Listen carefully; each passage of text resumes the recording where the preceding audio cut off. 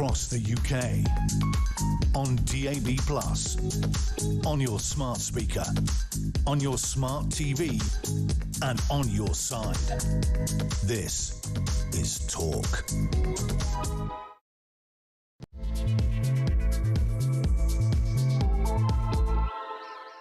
A very, very good morning to you. Welcome to the show. Very much appreciate you joining me. This is Talk. We are the home of common sense. I'm Julia Hartley-Brewer, and it's an absolute pleasure, as always, to have your company on this Monday morning. Don't forget, if you miss anything of the show, you can go to my YouTube page. We call it the Julia Hartley-Brewer Show to make it nice and easy to find. Hit subscribe. You never have to miss a thing. And whether you're listening on DAB+ radio or your smart speaker, watching on YouTube or your connected device, thank you very much for being here. Lots to talk about today, including the King threatening to have Prince Andrew officially stripped of all of his titles if his brother doesn't agree to give up using his Duke of York title. Apparently he's got a whole load of other things as well, after he was exposed for more lies over his close relationship with convicted paedophile.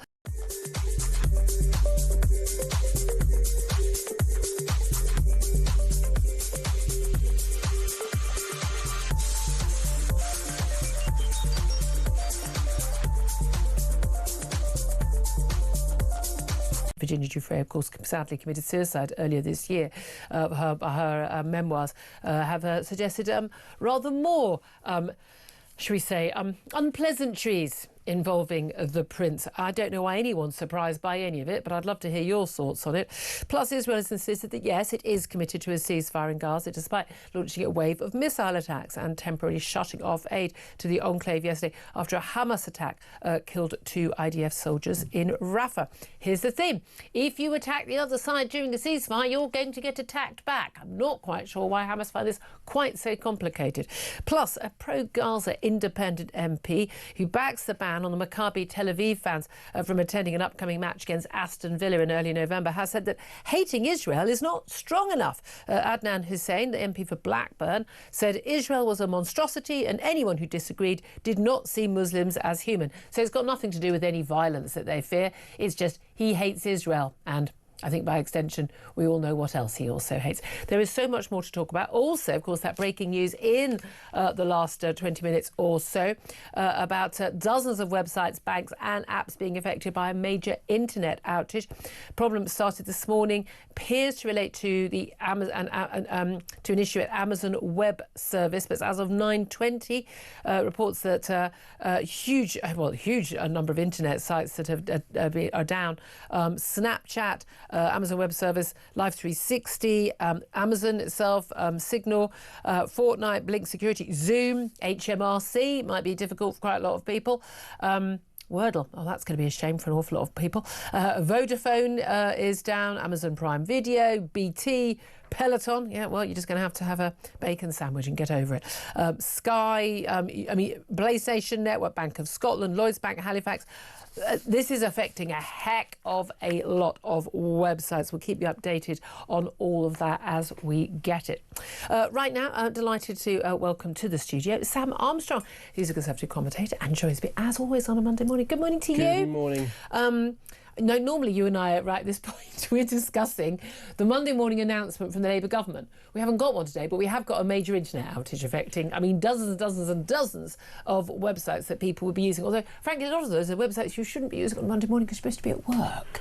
Well, I've got a little theory as to why there isn't our weekly press release from the Home Office pretending that they've solved it, and it's because we are today 82 short of beating the 2024 record for illegal migrants, and it's only October. The weather isn't great, but there's a chance that 100 people are going to come across either today or tomorrow, and we are going to hit record numbers once again under the Prime Minister that promised us no ifs, no buts, he would smash the games. But hold on a minute. Yesterday, there was a press release by the Home Office that we put out, on social media, and they were terribly excited about, with another 16 people returned to France. Yeah, in return for 16 coming over, plus their families, by the way. Yeah. But again, on the same day that 350 roughly had arrived, and they're literally putting out press releases going, "Ooh, look at us, 16 people back in return for 16 coming in," and the 360 or whatever who arrived that day.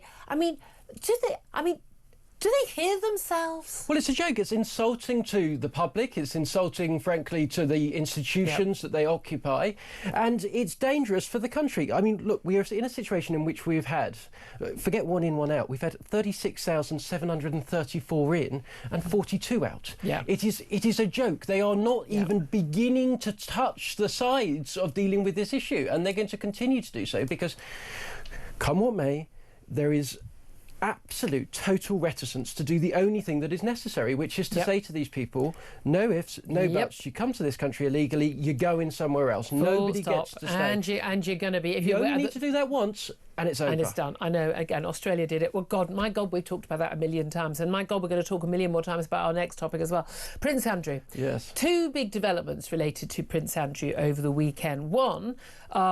is more revelations in Virginia Giuffre's book, and she of course committed suicide having been a victim of abuse, and she's in her memoirs, which are published tomorrow, but early excerpts have revealed, you know, she talked about being sexually abused by her family, her father and a family friend as a child, and then being targeted by Ghislaine Maxwell and Jeffrey Epstein. This is a very normal story, sadly, because they, you know, abusers know the girls and the boys to target. They know what they're doing, and then being abused, saying she feared that she was going to die as a sex slave, being, you know, subjected to horrific sadomasochistic abuse and choking, goodness knows what, by Jeffrey Epstein and the friends of his that she was handed around to. More details about her claim that she had sex 3 times with Prince Andrew. The third one in basically an orgy with a bunch of women who were under the age, or girls under the age of 18. In her belief, she thinks she was around 18. Now, again, Prince Andrew has always denied ever having even met, let alone having sex, Virginia Giuffre, despite the photograph and all the allegations, and, of course, paying £12 million to her the way you do. As I've always said, I mean, who of us has not paid £12 million to someone accusing us of a crime when we haven't even met them? But there we are. We've all made that mistake, have we not? There's no doubt at all that her publishing Beyond the Grave is more damaging because, look, you know, she committed suicide. She's obviously had a very troubled life. Yet, do you think if you've been the victim of abuse and you've been sex trafficked?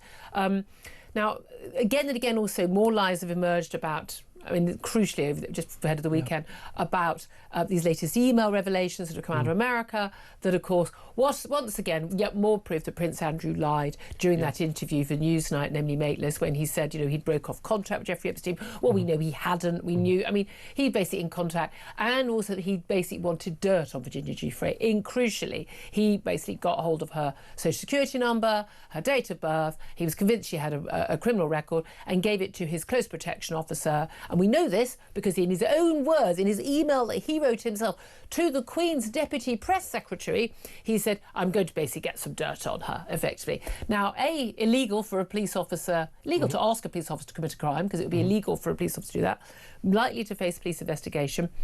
Unlikely anything would come of it, because that's what happens with the royal family. Remember those bags of cash that Prince Charles got given? That's all gone away, right? I'm sorry, that is what happens in this country. Come on. But no, that's literally what happens in this country. But we've had him stripped of what? He's been told you can't use the Duke of York, you can't use whatever other random stupid titles he's got. But he is still a prince. He was born a prince because he's the son of the late Queen. Lots of calls for him to not only face police investigation, but also, I mean, literally just disappear. Why are you in this big house? What are you living off? Where is your income from? Are taxpayers paying for any of it? Why have you got a title at all? Do you think that he should be stripped of all his titles? Do you think that, and by the way, this requires a parliamentary act, that even a nanosecond of the country's time in the Commons should be used to do this? Where do you stand? Well, firstly, I think Parliament has got better things to do than to deal with this man and his titles. The second thing I would say is, to be fair to the King, he has acted, in my view, pretty decisively. This is his own brother, someone he was... but he hates him.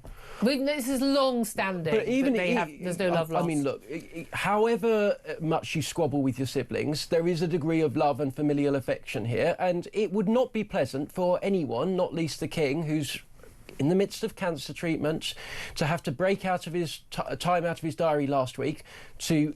Basically, it looks like he had to threaten his brother with an act of Parliament. That's certainly what the Sunday papers are saying. To say, you have to give up all of your titles. You have to publicly humiliate yourself because he has. Yeah. In doing this, he's basically made another further admission of guilt. That is what it looks like, sorry. In order to save the reputation of the family. That cannot have been easy, and the King, credit to him, did so. Now, plenty of people will say, why did it take until now?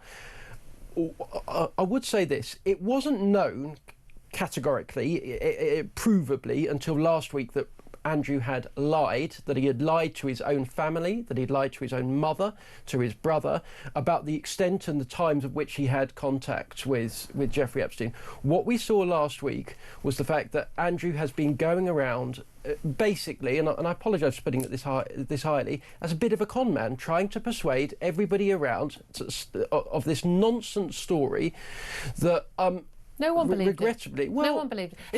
Here's the thing, and this is the thing about the royal family. This is my issue, is that, okay, all that time then he wrote that letter he wrote that email. We've seen the email to the Queen's Deputy Press Secretary. When he was going off and staying with a convicted child sex trafficker, okay, he solicited young underage girls for prostitution. He was already convicted of that. He went off and said that. He takes his security team with him. You don't think that the Met high-level, close protection team, they don't all discuss things. There's no way in the world that who he met, where he was not known to the upper echelons of the police, and that this was not passed on to the press secretary of the Queen, and that the Queen was or was not informed. There's no way in the world that senior Met police officers and that senior royal, certainly royal officials, didn't know this stuff. Now, I suspect that Prince Charles, when he was Prince Charles, did know a lot of this stuff, and his mum was just left either. We've all met people who are like, oh, my son can do no wrong. Yeah. And she obviously had this complete blind spot for Prince Andrew, clearly her favourite child, and she had this complete blind spot for him, and I'm afraid he was able to get away with stuff which he shouldn't have been able to get away with. I'm sorry, I don't know a single person who believed a single word of anything he said in that Newsnight interview. I did, but what he said was so stupid and idiotic that was enough to damn him. Yeah. That was the thing, actually. There was, until this week, a perfectly plausible story that Andrew was, if not nice but dim, something mildly akin to that. Maybe a bit worse than that, but not much worse. We now know that he lied to his own mother's face, he's lied to his own brother's face, and as a result, he's been stripped of everything that he's ever had. I'm sorry, the 12 million quid is the giveaway. The 12 million quid is the giveaway. I'm sorry. It's ridiculous. There's a photograph of him with the woman he says he never met, for goodness sake. Look, I want to ask you, because I'd love to hear from the audience, should Prince Andrew be stripped of all of his royal titles after the latest revelations, not just in the emails, but from the Jeffrey Epstein victim, Virginia Giuffre? Give us a call, 0344 499 1000. Tell us whether you think he should or he shouldn't, or whether you really could not give two hoots, because I think that's also a perfectly legitimate answer. But 0344 499 1000 is the number to call. Text the word talk and your message to 87222. Get in touch with us on X at Talk TV. Calls are charged at the national rate. Text costs standard network rate message. Feel free to get in touch about any of the other big topics we're to be talking about today, and we'll get to some of those in just a moment. But for me, I don't approve of titles anyway, okay? There's no one beneath me, and there's definitely no one above me. I play along with, Lord and Lady and Baroness and this and Your Highness. I'm not calling anybody Your Highness, because I'm sorry, I do not believe, I think we're all created equal. I don't think the royals had invited you, Julia. I don't think there was much risk. I did go to a party at Windsor Castle once, and I managed to avoid getting into a scenario where I would embarrass myself to the hostess. But no, I genuinely don't approve of any of this stuff. I think it's old-fashioned, silly nonsense. But if you want to have the pomp and the pageantry, and you want to have a head of a state, it's not late, that's fine. Okay, but I'm not bowing down to all that nonsense. The idea that this guy, and Prince Andrew, I had a lot of time for Prince Andrew, the fact that he fought for his country, very brave in the Falklands War, and he's thrown it all away, Randy Andy and all that. I don't even care if you're the heir and you're the spare, and you want to, you've got a load of women throwing themselves at you, that's fine. That is not what I believe has happened. I know that newspaper editors have safes full of stuff on him and on Sarah Ferguson and everything. And I'm sorry, everybody knows there's so much more. These two have been basically, how can I put it? They put money and their pleasure above anything and anyone else. and were quite happy to create Sarah Ferguson. Oh, hello, I know you're convicted of trafficking girls who are about the same age as my daughter, but could I borrow some money off you? Could you give me some money? They've never met a billionaire they didn't like. Yep. Doesn't matter how dodgy they are. I've just got no time for these people. I really have no time for them. And I completely understand why the King and Prince Charles are just... King and Prince William are just horrified that they are anywhere on the scene. But that's the problem of saying, we're going to have this family that we're going to hold up and put on a pedestal. Well, how's that working for you? Well, I would say that the royal family has consistently, I'm afraid, pretty consistently had a problem with what to do with the spare. Yeah. And it is a... Hi, Prince Harry. It is an incredibly... People will laugh at this, you will scoff at this, but it is actually a difficult gig to get born into, being the spare. It's terrible. But I think being born to be a king is a terrible thing as well. Well, but say what you like about the kings and queens of this country, they have always had a sense of duty. Oh, and 100%, that mission and purpose has kept them basically sane in a difficult world. Because when you have duty, when you have a job to do, a mission to go about and achieve, most people, and in particular our royal family, have pretty successfully devoted themselves to that. It gives you purpose and happiness in life. The late Queen, absolutely purpose spot on. and happiness in life. But if you don't have that, if all you have is all of this, but there's nothing you're really working towards, that's when people go. I completely accept that, but then you can still manage to do that and not be friends with somebody who has trafficked underage girls for prostitution. Call me old-fashioned. Pretty reasonable bar. It's not. It's a low bar. It's a low bar. I'm telling you though, the police investigation will kind of disappear because they always do. Let's move on. I want to talk also about where we are with this Tel Aviv football match. I know we've had over the weekend a Tel Aviv football derby between Tel Aviv Maccabi and Tel Aviv Hapoel, basically cancelled. We're told by the Tel Aviv authorities risk to human lives. Violence broke out at the stadium. I'd like to point out it's very, very clear that the violence was, everything was started by flares in the colour of Hapoel, the other team, being launched, and then there was violence and between fans and to the police. However, that's happened, and people say, well, that completely justifies the plan to ban Tel Aviv Maccabi fans from attending a match with Aston Villa in Birmingham early next month. Now, what's interesting about this, we've been told this is about protecting those fans. They can't be safe. This is about protecting the home fans. This is about protecting just people generally in Birmingham. We don't have enough police. We don't have enough this. And then we've got a whole load of MPs and councillors in the Birmingham area, and all the independent MPs who've called for this, independent, i.e. pro-Gaza MPs, who basically were all going, well, it's because it's because of Israel, isn't it, that this is a political ban. Where do you stand on this? Because it does seem to me that this message about this is really, really clear. It's that this is an area which is vast majority Muslim, and this is basically saying this is a no-go area for Jews. Is it that simple, or is there justification for that ban? Birmingham is now a Muslim area. That's what has been claimed. They've staked a flag in the ground. And we saw over the weekend, a protest in London, somebody was arrested. Why was he arrested? Well, in large part because he was wearing a small Star of David necklace round his neck. And we've got into a situation now, it's kind of the reverse of the absolute worst eras of the last century, in which Jews were forced to wear Stars of David. Now, if you're wearing a symbol of Judaism, if you're wearing something that is associated with Jewishness, you are, to all intents and purposes, fair game, banned from certain areas, because those areas belong to Britain's Muslim population, and their elected representatives, and I'm afraid it is their elected representatives, have basically made it clear that Jews are not welcome, and shamefully, disgracefully, appallingly, the police, whether that's West Midlands Police or the Metropolitan Police, have said, we'll go along with that. That's no, they don't couch it in those terms. They couch it in the terms of we believe that Israel is committing a genocide in Gaza. That is not true, but the BBC plays along with a lot of that madness, so you can understand why people would think it's true. A lot of otherwise sensible, intelligent, educated people think that's true, and it is factually not true.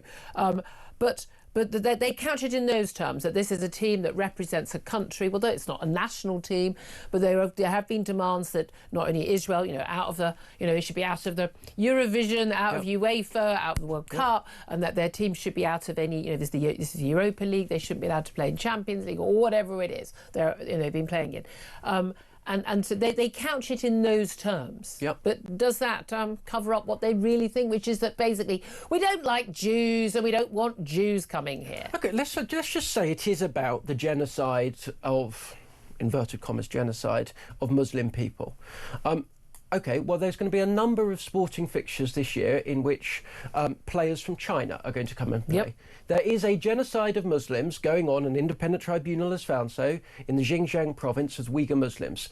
Are they campaigning for Chinese athletes not to be able to play or Chinese fans not to be able to come? No. Are they doing the same in Sudan, Nigeria, Myanmar or Burma? No. They've got a problem with one particular country, and oh, surprise, it just happens to be the only Jewish state on the planet. It keeps coming up as a theme, doesn't it? It just keeps coming up. And that's the basic thing. Well, we're going to see, because the government has made it clear. I was quite impressed, actually, coming out very early, Prime Minister last week, and saying, right, we're going to, what resources do you need? But at the end of the day, the idea that we can't manage to host a football match without you can't keep people safe, that's pretty damning. But again, this is the same reason why we don't, as you say, see the Met Police properly policing the outrageous anti-Semitism that is blatantly on view and can be heard on the streets of London every other week with these pro-Palestine marches, which are just anti-Jewish hate marches now. That's what they are.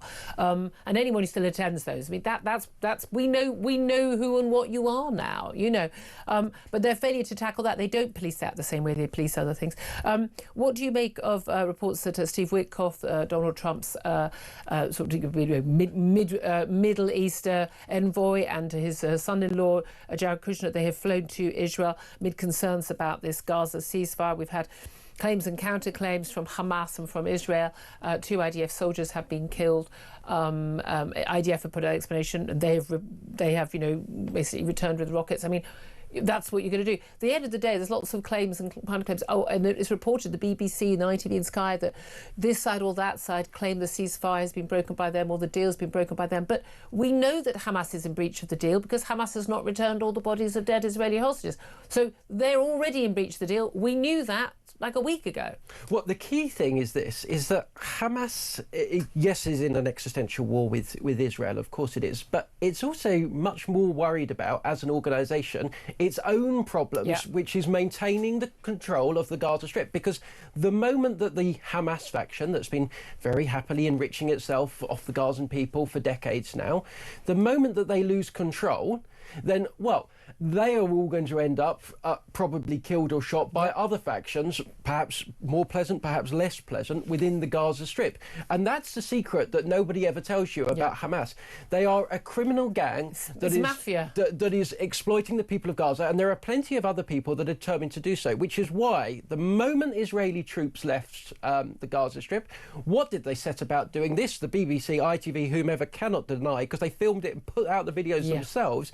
They went around executing people from rival factions because they're determined to hold control. So it's no surprise to me they need some skirmishes with the Israelis, because that's what they need to keep the entire Gazan people in line so they can keep defrauding them. Absolutely, absolutely. Well, we'll talk about this and plenty more besides coming up also. Indeed, Donald Trump's warning to Zelensky, and apparently a fiery meeting in the White House on Friday. No cameras this time, though, compared to earlier in the year when he was in the White House getting a braiding from the president. But Donald Trump basically said, if you don't give in to some of the demands of Donald Trump, of Vladimir Putin, then Russia is going to destroy Ukraine. But of course, Zelensky has no choice, because if he does give in, Putin will destroy Ukraine. So there you are, a rock and a hard place. Love to hear your thoughts. Any of the big stories. Going to talk about Sadiq Khan and the accusation that, as we've all known for a long time, grooming gangs operating in London. And he's basically been turning a blind eye to it. Has it been a full-on cover-up, as the Express claims today? Love to hear your thoughts on all of that. 0344 499 1000 is the number to call. But particularly want to hear from you on Prince Andrew. What happens next? Should he be stripped of all of his titles? Do you give two hoots whether he's entitled to say he's Prince Andrew or not?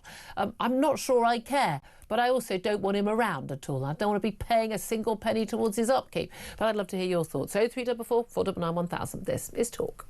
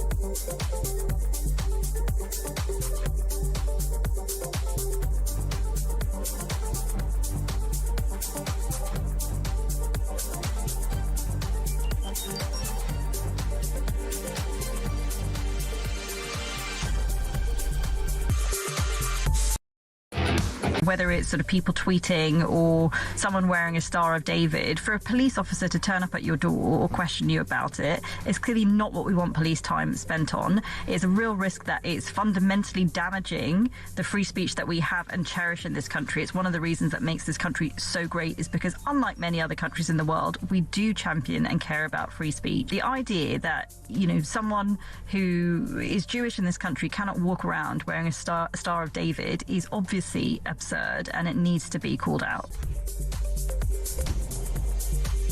Narrowing your appeal across the UK on DAB+, on your smart speaker, on your smart TV, and on your side.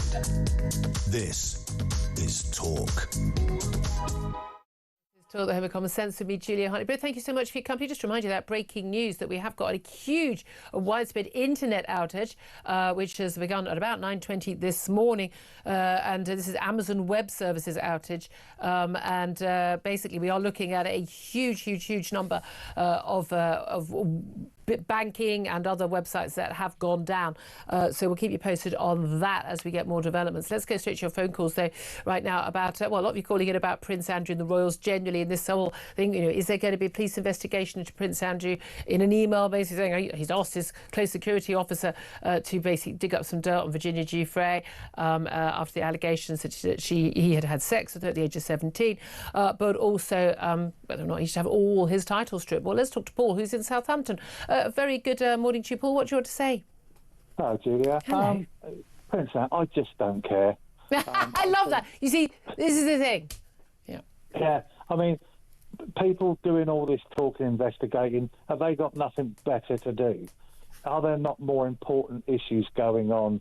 More crimes that need their attention. Here's the thing: I don't think that someone whose close protection officer is paid for by you and me should be asking that close protection officer and admitting it openly in an email to the Queen's deputy press secretary, his late mother, that he'd basically asked him to commit a crime. Well, that's not acceptable. Well, no, but it shows how devoid of reality that the guy is. You know, he thinks he's untouchable, but you know, he's a victim of his own circumstance, and you know, it's just I can't believe that all this airtime is spent on this bloke. He's not important to the running and the system. But no, I completely agree with you. I think it's because it is just. I suppose it's because he is still a royal. He's so he is still in line to the throne, for goodness sake, and that's the bizarre thing. But again, I couldn't give two hoots whether he's an HRH, a duke, a prince, or anything. It's all utterly meaningless to me. Yeah. I mean, I just want him to slink away and go back under the stone from whence he came. Well, yeah. I mean, there's plenty of golf courses he can spend his time on. You know, they could have whisked him away at the very start of this. Yeah, absolutely. You know. It's just, yeah. And you know, it's all this royal stuff is bleeding over into a House of Lords that people are in there with all these titles, and you think, yep. What's the relevance? Yep, I'm with you all the way. Paul. Thank you very much indeed. Shirley is on the line from York. Shirley, what do you want to say? Hi, good morning, Julia. Just want to let you know I love your show and really like listening to you. But I have to disagree with you. You're allowed to. Oh, am I great? So just to say that, there's a lot of condemnation, including from yourself, about Prince Andrew. I feel that media are having a field day, jumping on this bandwagon. And I think nothing has been actually proved. I think obviously, it's pretty obvious, he's proven himself that he's a stupid man. And maybe his only crime, or his biggest crime, is his lack of insight, his arrogance, and his appalling lack of judgment. You think that's all it is? But we know he has gone on television, on the BBC, that Newsnight interview, and he lied about some number of things, that he'd cut off contact with Jeffrey Epstein. What he didn't. We know for a fact he didn't. We've had emails revealed. Right. So we know that he has lied. Why did he lie about that? Why did he pay this woman, well, apparently with the help of the Queen, £12 million Well, okay. What was he paying her money for? And that stinks, doesn't it? But in his position, and let's face it, Virginia Giuffre had all this, huge media attention. A guy, if he goes to court and tries to prove himself innocent, he might be proven guilty. And it's difficult to say. But if you've never met this woman and you've not gone to orgies on this guy's island and you've not done anything wrong, I'm pretty sure you could prove that. There wouldn't be any evidence you had done it. I'm not sure if you could, and it also drags the whole of the royal family through the mud. That's why they paid her off. And yeah, absolutely, yeah. And as far as the Queen is concerned, I mean, she might be the Queen, have been the Queen, but she's also a mother, and I have friends who have wonderful lives and wonderful families and wonderful children. I have a wonderful daughter, and I have a son who's been a bit difficult at times. And you know what? I know what it feels like to be a mother sometimes in a situation. You would stand by. I think they're standing by your kid doing something a bit stupid or wrong. Do you genuinely think that Prince Andrew is just an arrogant, stupid man, but he's not done anything wrong? He could be just that, and it may be, that there, but for the grace of God go I. And all these people who are being so judgmental might one day... I'm absolutely judgmental about people who stay friends with people who've been convicted of basically transporting young underage girls across state lines for prostitution. I'm very judgmental about things like that. Absolutely, you can make. Well, so why did he stay in his house? Judgment. He spent 4 nights staying in his house after he'd done that. Would you be friends with someone who'd done that when you had teenage daughters yourself? Of course not. Well, of course not. So what sort of person would do that? Horrible person. So he's not just stupid; he's horrible, right? All right. Yeah, he's stupid. He's horrible. But don't forget. Now I'm going to say something controversial that nobody else says. Okay, when I was 17, I wasn't always perfect. Wow, far from it.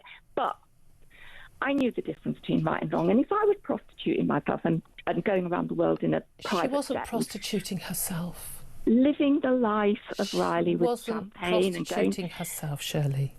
Okay. She was trafficked. Okay. Well, she was trafficked, okay. But in any case, if I was in that situation, I would know that, this isn't a good situation to be in. And you'd want to get out of it. Do that. Have you watched the Netflix documentary? It's a 4-parter. Anyone to watch it about Andrew and Epstein and things. And you see the huge number of young women who were caught into this world. They've been victims of abuse. They're targeted deliberately, and the threats that they face when they try and leave and when they run away, the physical threats. They thought they would go. Terrible, and I agree they with thought that, they would be killed if they left. And do you think that was the case with that woman, Virginia? We don't know. But if you've been abused as a child, and then the only people who are nice to you, the people who are abusing you, this is really, really common that this has happened. Look, I'm going to have to leave it. Honestly, Shirley, please watch that documentary, because I think it explains quite a lot about why the women behave the way they do, and you see a picture of Virginia Giuffre smiling next to the prince. Well, she seems happy. Yeah, that's literally what you're required to do. Look, Shirley, I'm going to have to leave it there because I'm so late for my next guest, whom I'm massively apologising now. But let's go to a quick break. Shirley, thank you so much for calling in. I so appreciate it. This is Talk. We are the home of common sense.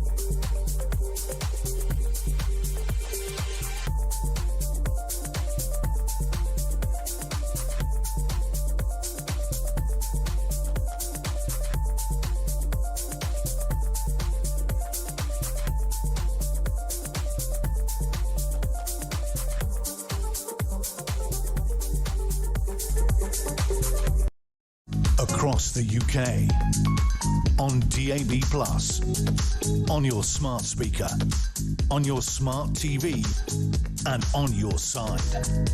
This is Talk. Good morning, welcome back to the show. 10:40 is the time. Delighted to welcome Brendan O'Neill, Chief Political Writer at Spiked Online and author of After the Programme, 7th of October, Israel Under Crisis of Civilization, to the show. Brendan, thank you so much for joining us. Hi, Julia. Thank you very much indeed. We've just been talking about the royals, and I wasn't going to ask you about this, but very briefly, do you have an opinion whether or not Prince Andrew should be stripped of all his royal titles? Some MPs even talking about how we should have an Act of Parliament, which is apparently the only way of doing it. Well, you know, I'm a Republican, so I don't think there should be any royal titles for anybody. That's my point of view. But, you know, I was one of those people who ever so slightly defended Prince Andrew in the sense that I think everyone is innocent until proven guilty. True. However, what we've heard over the past few days and weeks, it does seem that he behaved very, very badly, and particularly in relation to asking his personal security detail to look into this, to Virginia, exploiting his position effectively to try and get one over on this young woman who was accusing him of quite serious crimes.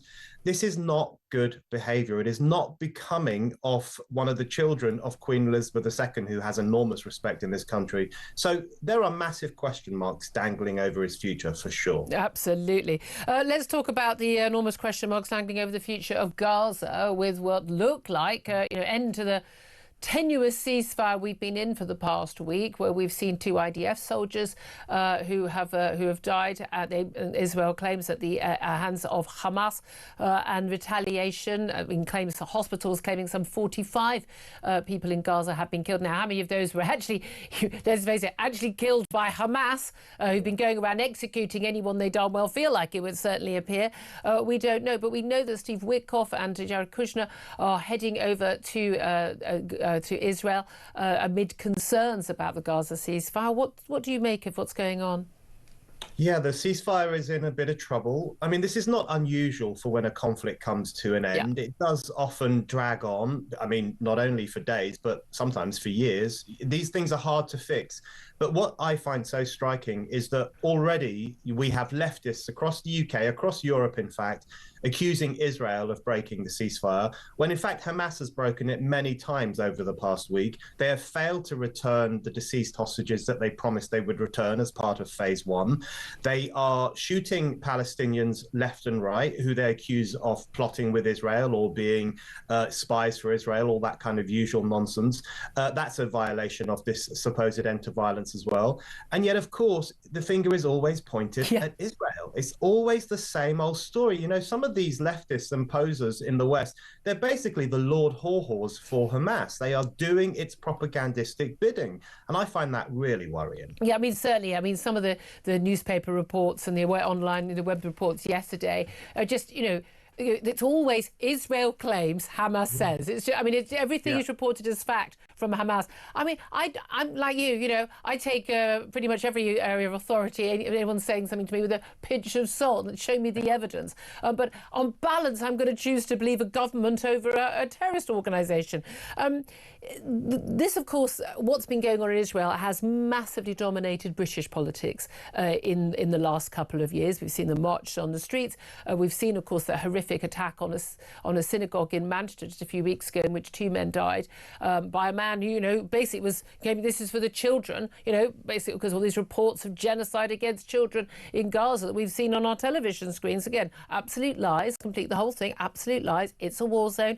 People die in war zones, and it's terrible. But the latest development at the end of last week, and it's still ongoing, still no decision, is over this big football match. This is due to take place on the 6th of November between Tel Aviv Maccabi and Aston Villa in Birmingham. And we had that extraordinary decision by the sort of Birmingham, safety advisory group, councillors, police and others, that actually it was unsafe for this match to go ahead. And we've seen various different claims about, was it unsafe for the people of Birmingham? Was it unsafe for Aston Villa fans? Was it unsafe, as was claimed at one point, for Tel Aviv Maccabi fans, because they would not be able to be kept safe from whoever, it was never explained who.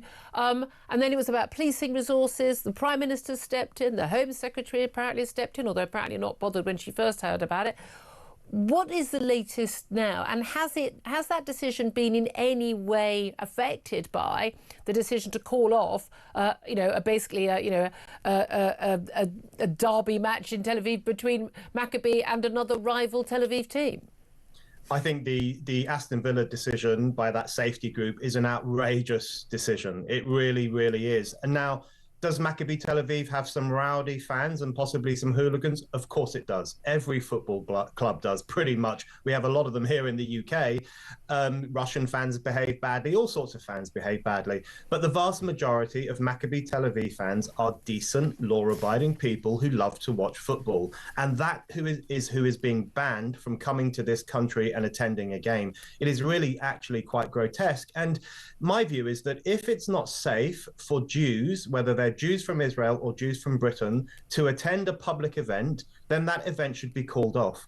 There should be no football match, no cultural event, no street, no city, no town in which Jews are not safe. And if there is, then we have a serious sickness in this society, and I think that's what's been revealed. And it is extraordinary that the same argument that is being used by the people who also, we've got a load of councillors, we've got a load of supposedly independent MPs, the Jezbollah bunch of pro-Palestinian, pro-Gaza MPs, basically all saying the same thing, which is, just that, this is Israel's committing a genocide, we shouldn't have any of their teams here, that's what's unacceptable, and it's all, let's face it, it's all code for we don't like Jews. That's how I read it, I'm afraid. But the same argument that, it's not safe, it's simply not safe, so it shouldn't be allowed to go ahead. Well, I don't think things aren't safe when we have those pro-Palestinian marches every other week in London, and lots of people don't feel safe.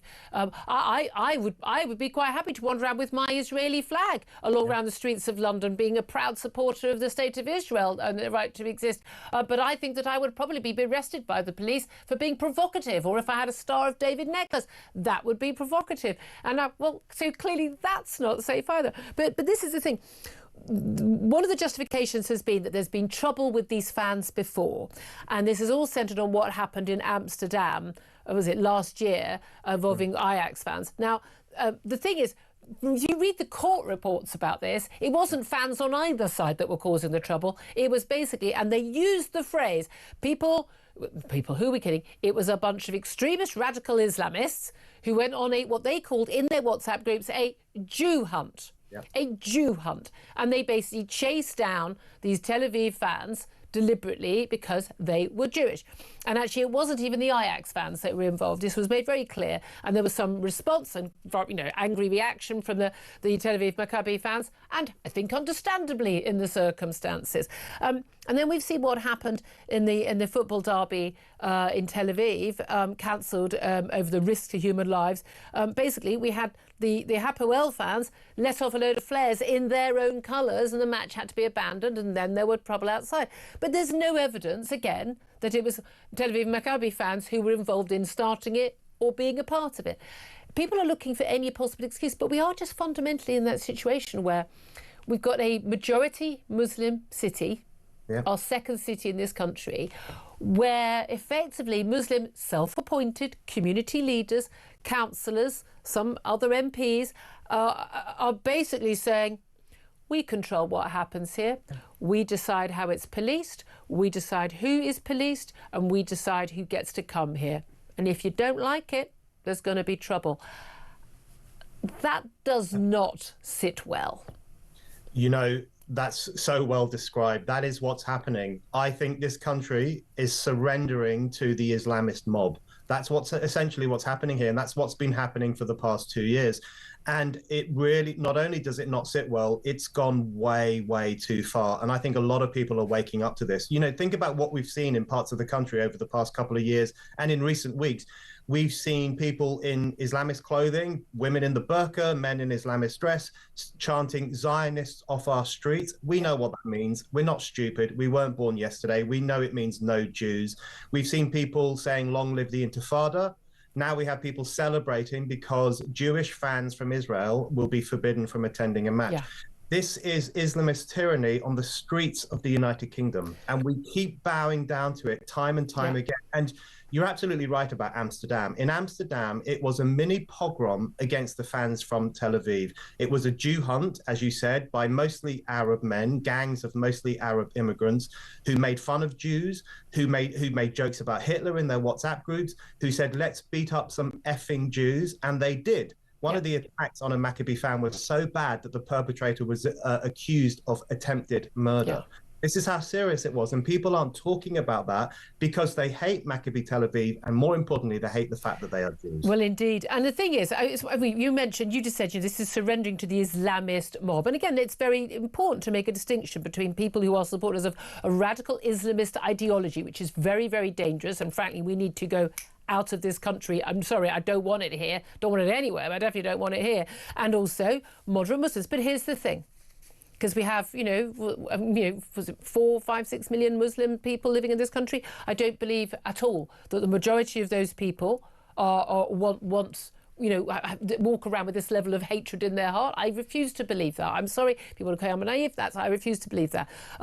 But we're going to need to have some moderate Muslim voices speaking up, more than just one odd community leader speaking up and saying, no, these people are welcome in our city, the city which we've made our home, in Britain, where we ascribe to the tolerant and welcoming, diversity that we're told so much about on the left, and we will act ourselves to ensure they are safe if necessary. We will speak out against the Islamist extremists to make sure those people are safe. Now, that's, I'm afraid, what we're going to need to do, because I know there are people like you and me who speak up, on behalf of Israel, on behalf of British Jews in this country, even though we are not Jewish ourselves, and have no sort of, link with the country of Israel at all before these horrific events over the last couple of years.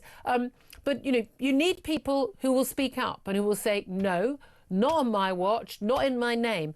Where are those people? I could not agree more. And I completely agree with you. The vast majority of Muslims in this country are good, law-abiding people who just want to get on with their lives. They are not all the radical Islamists screaming blue murder about the Jewish state morning, noon and night. That's really true. But you're right. We need more voices. There are some brilliant groups like Muslims Against Anti-Semitism.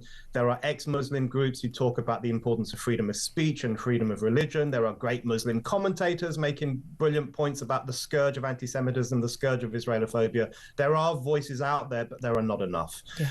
And the tragic fact for our law-abiding Muslim communities is that a lot of this is being done in their name, falsely, by people who claim to represent them but have never been voted for by them. These extremists do claim to speak for Muslim feeling, for Muslim sentiment. If I was an ordinary Muslim going about my daily business, I would say, screw you, you don't speak for me. When we start hearing more of that, that's when we know we will have reached a positive turning point. But sadly, it's not coming yet. It absolutely is not. Brendan O'Neill, always so good to talk to you, Chief Political Writer at Spiked Online. Thank you for that. Sam Armstrong, listening to all of that. I mean, this thing, and in no way, and by the way, I'm of Irish Catholic heritage on one side. I didn't think that I had to speak up and condemn, IRA atrocities or anything like that. I'm not talking about that. I just don't understand why. I think the radical Islamist ideology in this country is a minority.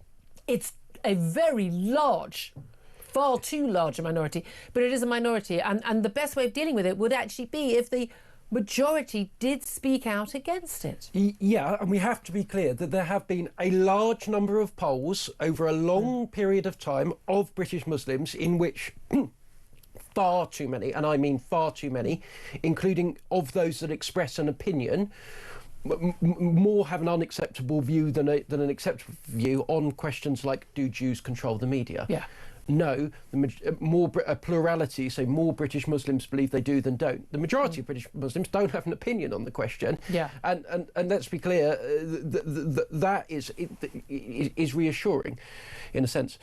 But we have to be clear, there is too much of this, and until our politicians are prepared to actually even speak about that, not shut people down like Robert Jenrick was a couple of weeks ago when he spoke about Handsworth, we're not going to see more of this problem. Yeah, exactly. He identified exactly the problem that we know is there. 10:54 is the time. I'm going to take a quick break. This is Talk, the home of common sense.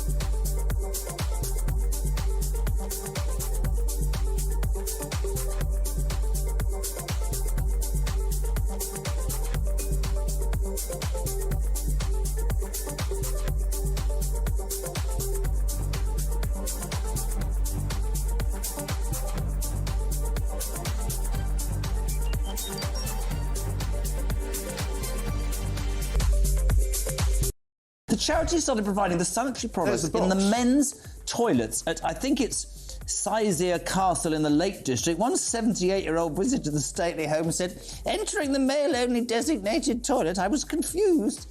Pads and tampons were provided and a male disposable bin. I went outside. I wanted to check if I'd used the wrong toilet because I do mess up occasionally. Why are there pads and vegan tampons in the men's? Sorry, first of all, what is a vegan tampon? What does that mean? I've absolutely no idea. Right. Secondly... Presumably no animals were harmed in the production of it. Whether it's sort of people tweeting or... Across the UK, on DAB+, on your smart speaker, on your smart TV, and on your side. This is Talk. This is Talk, the Home of Common Sense, 10:58 it's time. So I've messed up all my timings already. It's a Monday morning. The producers have already had enough of me messing up my timings, but I want to have a bit long with Brendan O'Neill. Coming up after the top of the hour, we are going to be talking to Angela Levin, the royal biographer, to find out, well, what she makes of where we are with Prince Andrew. But I do appreciate calls earlier. Paul saying, look, I just don't care what happens with Prince Andrew's trials. Perfectly fair, but also Shirley saying he shouldn't be stripped of his titles because there's actually no proof he's done anything wrong. I'd love to hear your thoughts. 0344 499 1000 is the number to call to get in touch. Sam Armstrong is still with me. Sam, we still got this ongoing Amazon Web Services outage. No, I don't understand anything about it either. But their latest update, they say its engineers have applied initial mitigations and they say we are observing early signs of recovery with some affected services, but we are looking at dozens of websites, banks and apps being affected by this major internet outage as of 9:20 this morning. HM Revenue and Customs, mobile phone networks, including Amazon, Zoom is out. All these people working from home. Look, you don't have to pretend you're working from home now. You can just not bother doing anything like you were doing anyway. Amazon Music, Amazon Prime Video, Bank of Scotland, Eventbrite, Halifax, Lloyds Bank, Vodafone, Zoom, Ring. We are talking about a massive outage. Just an accident, or are we going to be suspecting something dodgy? Well, you can see why Russia might, because we are so vulnerable on these small number of big data servers everywhere. Absolutely. Well, we'll try to get to the bottom of it as we understand what's going on. This is Talk. We are the home of Common Sense.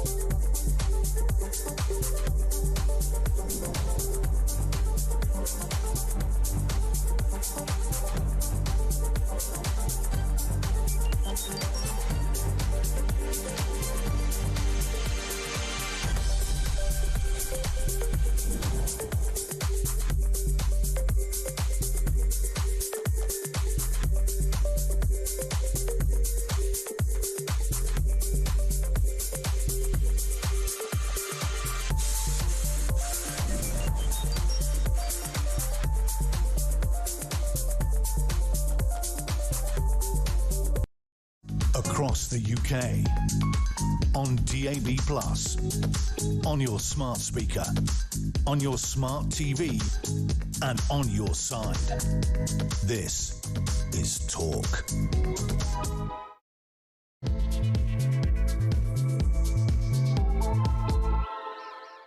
Good morning, welcome back to the show. This is Talk, the home of common sense. I'm Julia Hartley-Brewer. Whether you're listening on DAB Plus radio or your smart speaker, watching on YouTube or on your connected device, thank you very much indeed for your company. Don't forget, if you've missed anything from the show or you want to look back at anything we've done over the week, you can go to my YouTube page, The Julia Hartley-Brewer Show. Hit subscribe, you never have to miss a thing. Well, we are certainly going to keep you up to date on this massive internet outage. We're told Amazon Web Services have been out since 9:20, has affected dozens and dozens of websites, including banks, HMRC, Zoom, Amazon Prime, Amazon Music, you name it. Huge number of websites affected. EE, Vodafone, a lot of well-known names. They are down. But that's their web services. So a lot of their actual services are still working. But they say they have now applied initial mitigation at Amazon, and they say there are early signs of recovery.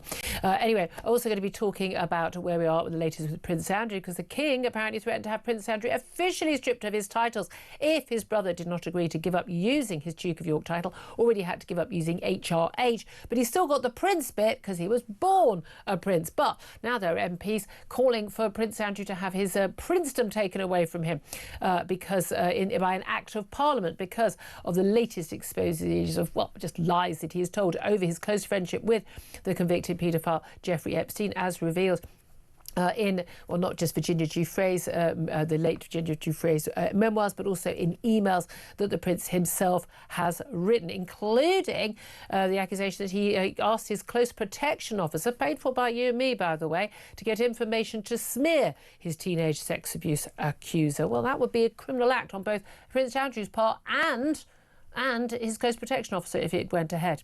Also going to be talking about Israel. They've insisted they are committed to a ceasefire in Gaza despite launching a wave of missile attacks in response to 2 IDF soldiers being killed in Rafah in what was a Hamas attack, they say. Plus, we're going to be talking more about that decision to cancel a football match for a Europa League between Maccabi Tel Aviv and Tel Aviv in Birmingham, which has been blamed by many as basically because Birmingham is a majority Muslim city and, frankly, a no-go zone for Jews. Can the police really not keep Israeli fans safe? Well, the government said to be working behind the scenes to make sure that they can. Plus, Ed Miliband, your friend and mine, has denied that his net zero drive is keeping Britain's energy costs high, defending his green levies on household bills. And his comments came despite warnings from the bosses of Britain's biggest gas electricity suppliers only last week, saying that the non-commodity costs, those are the charges by the government to upgrade the grid and subsidise renewables, is what is keeping households paying more, even if wholesale prices for gas plummet. So, yeah, Ed, it's your policies that are costing us. Simple as that. Anyway, we're going to talk about all of that and plenty more besides throughout the show with commentator Sam Armstrong, who once again joins me on a Monday through the whole show. Morning once again to you. Good morning. So much more I want to talk about. I want to ask you more about Prince Andrew, and we're going to be also talking about whether Sadiq Khan, the London mayor, who's now been accused of a cover-up over the grooming gangs in London, whether he has been part of a cover-up after evidence that he was sent police reports that there were instances of grooming gang victims, and every other council leader and every other council in the country basically didn't do anything about it. Is that enough of a smoking gun? I'd love to hear your thoughts on that as well. First up, though, let's go to a guest on the royal story. Royal biographer Angela Levin joins us once again. A very good morning to you, Angela. Good morning. Thank you for joining us. There's lots of different developments over the last few days involving Prince Andrew, whether he asked his police post protection officer to try and dig up dirt on Virginia Giuffre, whether or not he's agreed to stand down from various titles, whether he will lose his title as a prince, which would involve an act of Parliament, and what he did or did not know, what he did or did not do in relation to Virginia Giuffre and Jeffrey Epstein. Which of all of the stories we've seen do you think is the most damaging for Prince Andrew? I think the whole lot is. That's what makes it worse. It's like putting things in a pudding. It's upsetting to everyone. It's pulling the royal family through the mud. It's making anyone who has any feeling that raping young girls is absolutely disgusting. There's that. There's a thing of using protection officers to do jobs like that, finding if somebody's done something awful. I mean, this is when he keeps saying he kept saying he doesn't know who Victoria. Virginia, yeah. I mean, again, Virginia. but nevertheless paid her 12 million quid. I would like to point out, when you're talking about the raping, obviously, this is what Jeffrey Epstein is accused of doing. It's very interesting talking to one of my callers earlier, Shirley, and she said she didn't think that Prince Andrew should be stripped of his titles because actually nothing's been proved. He hasn't ever been in a court of law and been accused of an actual crime. Even the allegation from Virginia Giuffre that he had sex with her on 3 occasions, he denies this, has always denied this. She was 17 years old. She was above the age of consent in this country. That wouldn't be a crime. The only issue is, was he aware that Jeffrey Epstein, by the way, pretty much anyone who had any close dealings with Jeffrey Epstein was aware that he was trafficking underage girls, many much younger than Virginia Giuffre, 14, 15-year-olds, and that they were basically, to all intents and purposes, trapped and were being handed out as if they were, sweeties to his friends. Now, was he aware of that? Did he think it was normal? I mean, but that's my thing, is that it's pretty obvious to me that he can't possibly not have been. I'll tell you why, because I had the filming of this some time ago when he went over to say goodbye to his friend because he wasn't going to see him anymore. Yes.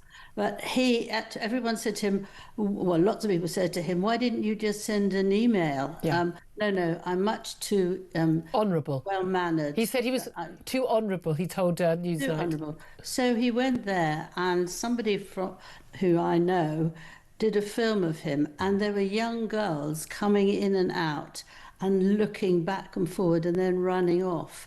It was the most horrible sight you could imagine. They were all in absolutely shocking clothes. Jeffrey Epstein's house, which was like the most expensive house in Manhattan, yes. And that's where Prince Andrew stayed, bizarrely, for 4 days and nights while he was going over to see Jeffrey Epstein to say, I can't be friends with you anymore, what with your conviction for trafficking underage girls for prostitution.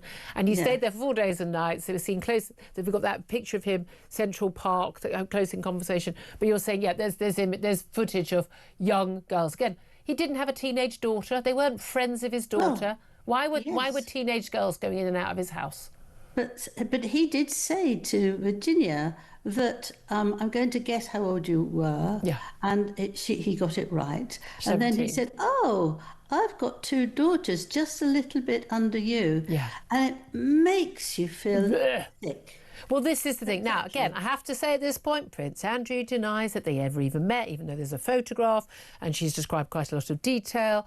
But I don't, look, other than Shirley, I don't think there are many people in this country who think that Prince Andrew isn't up to his eyeballs in this. Seems to me very clear that Prince William and King Charles think he's up to his eyeballs in this, and he's doing a lot of damage to the royal family. The royal family are in the news now terribly, either for someone having cancer or for horrible revelations involving Prince Andrew. But in terms of the allegation involving, well, it's not even, I don't know why we're saying it's an allegation. Leaked emails show he wrote an email to the then Queen's Deputy Press Secretary saying, I've asked my close protection officer for to dig, given a social security number, date of birth, Virginia Giuffre, to dig up some dirt on this girl. Yeah. I mean, he obviously did recognise her and did know her, because you don't want to find that information if you've got no interest in the person and you've had no connection with them. It doesn't make sense. Why would you do that?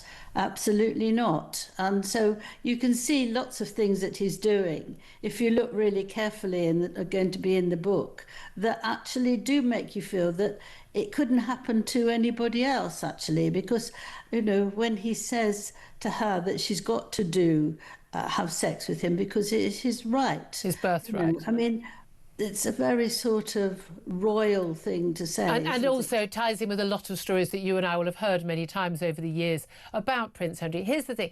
The allegation involving asking his post protection officer. Now, the relationship, I've talked to a number of officers who've worked in this role, say that you have to have this very sort of close relationship to make sure that you can stay close to the person you are, basically in charge of keeping alive and keeping safe.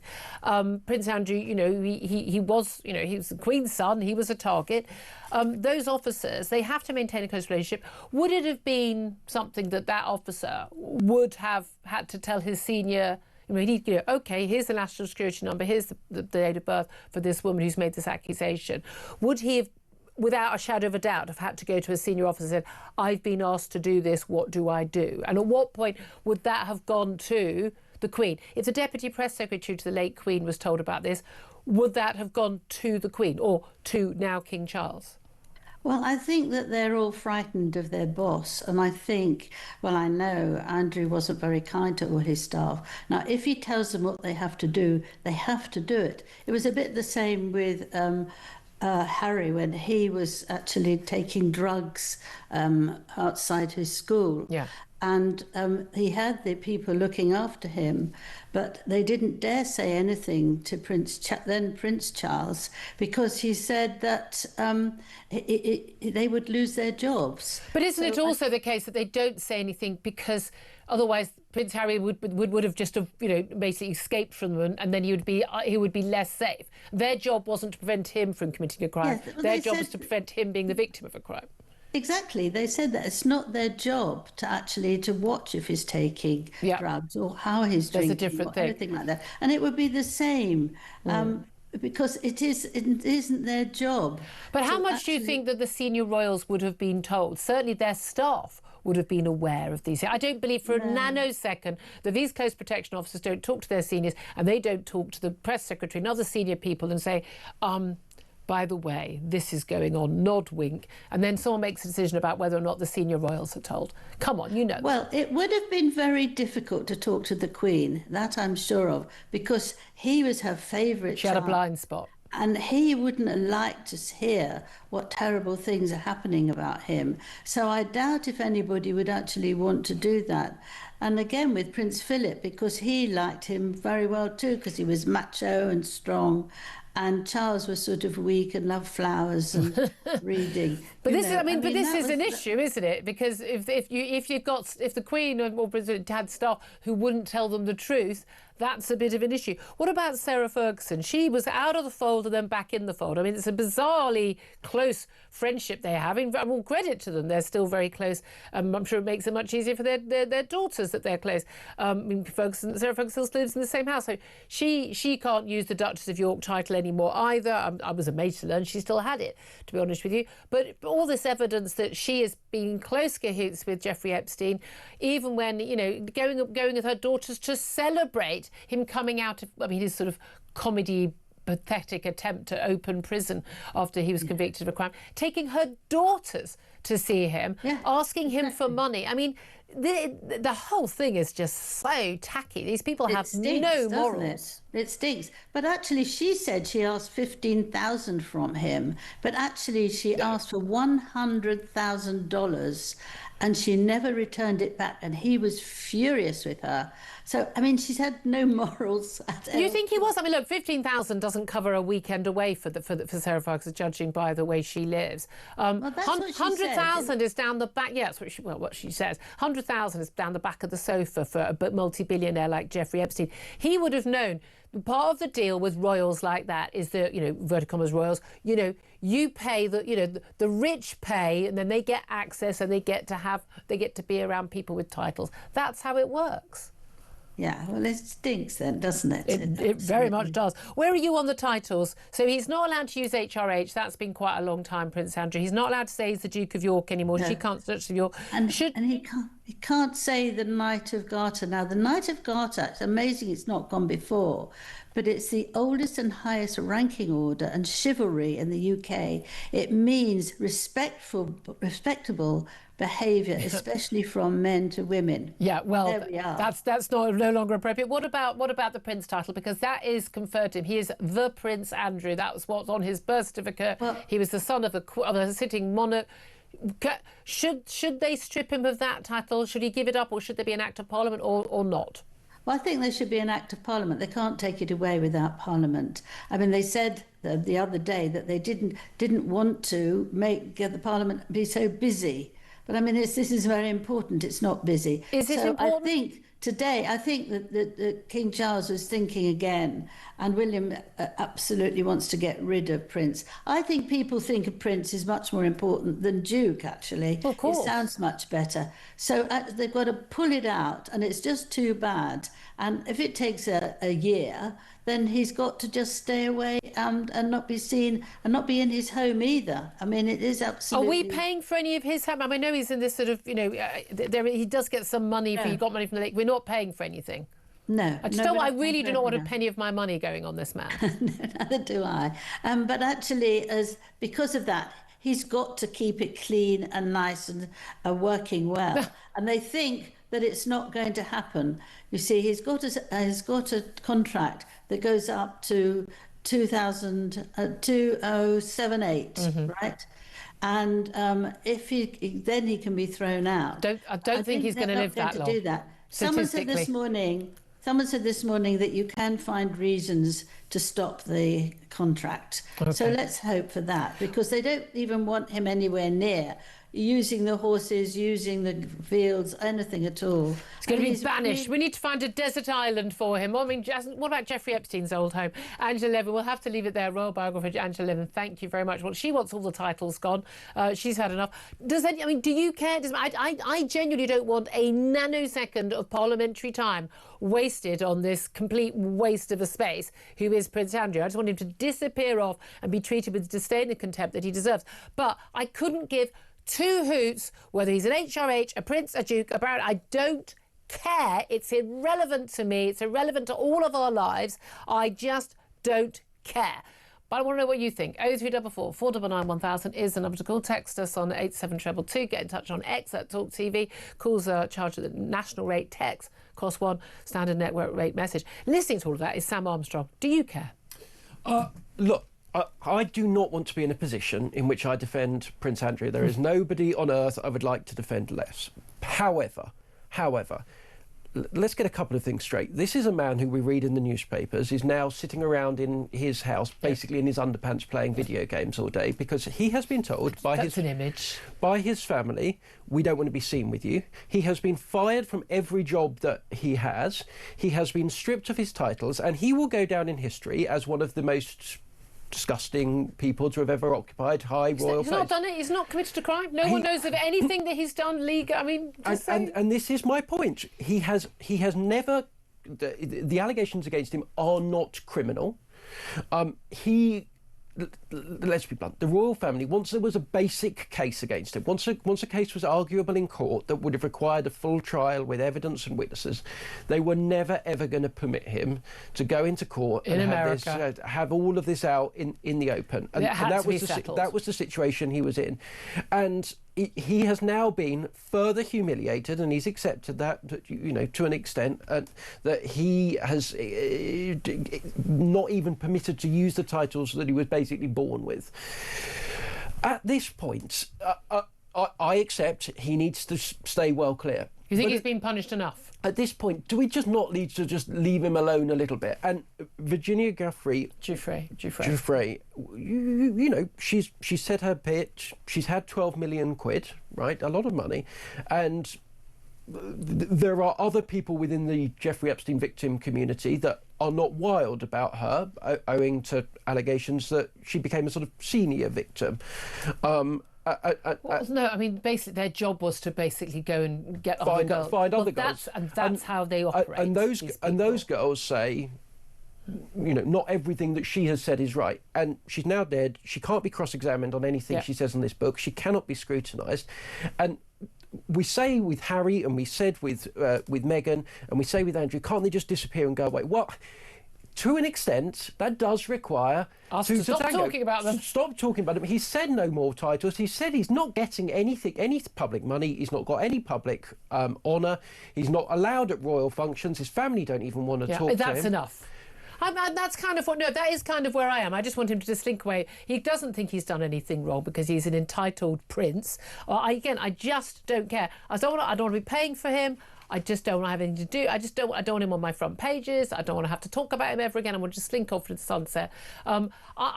I very, very, very strongly suspect that there are two people who were telling their stories about this, what happened between Virginia Giuffre and Prince Andrew, and I very much suspect that one of them is telling more truth than the other one.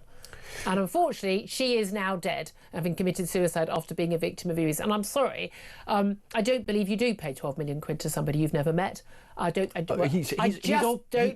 has obviously met her, but again, Julia, the allegations she makes were about Prince Andrew were not criminal. Were not criminal. No, and I think that's a very fair point. But I think everyone thinks he's a sleaze bucket and a liar and an embarrassment to the family, the royal family, and by extension to the country, because this keeps coming up. I can completely understand why Charles and William are tearing their hair out over this, but, you know, there we are. But do I want, I say, a nanosecond of an act of parliament costs money, time. We have that many problems in this country. I mean, you know, why don't we do something about grooming? Any time you would spend on that bill, let's do it on grooming gangs. Let's do it about illegal migration. Let's do it about the fact we've got no-go zones for Jews in this country because Muslim so-called self-appointed extremist community leaders don't want them there. Why don't we, you know, they should expend any parliament. If you've got a spare 5 minutes in Parliament, spend it on that, please.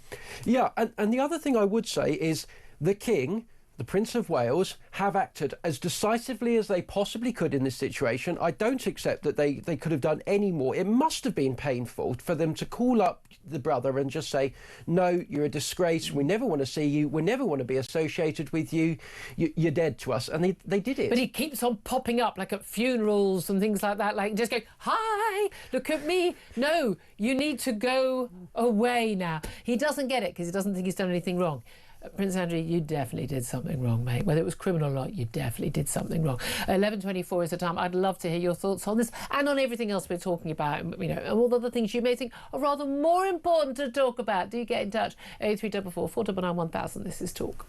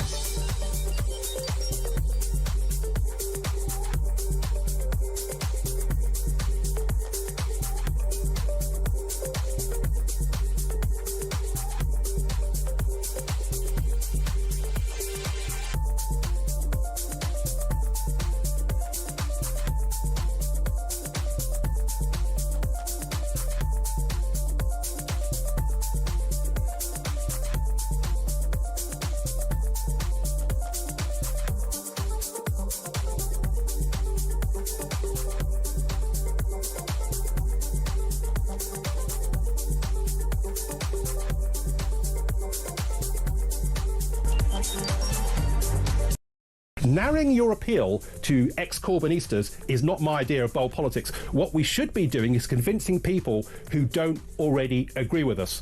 Everybody has to benefit from green politics done properly. We are not addressing the white working class populations, for example, right? So when they're protesting against asylum hotels, our take is to join the anti-racist movement, who were proved wrong. Genuine equality, genuine egalitarianism would stand up for the rights of those girls who were assaulted. The charity started providing the sun across the UK, on DAB+, on your smart speaker, on your smart TV, and on your side. This is Talk. Good morning, welcome back. 11:27 is the time. I'm Julia Hartley-Brewer. Let's get straight to your calls on anything you want to talk about. 0344 499 1000. And the wonderful Georgina is on the line in London. And Georgina, you want to talk about Prince Andrew.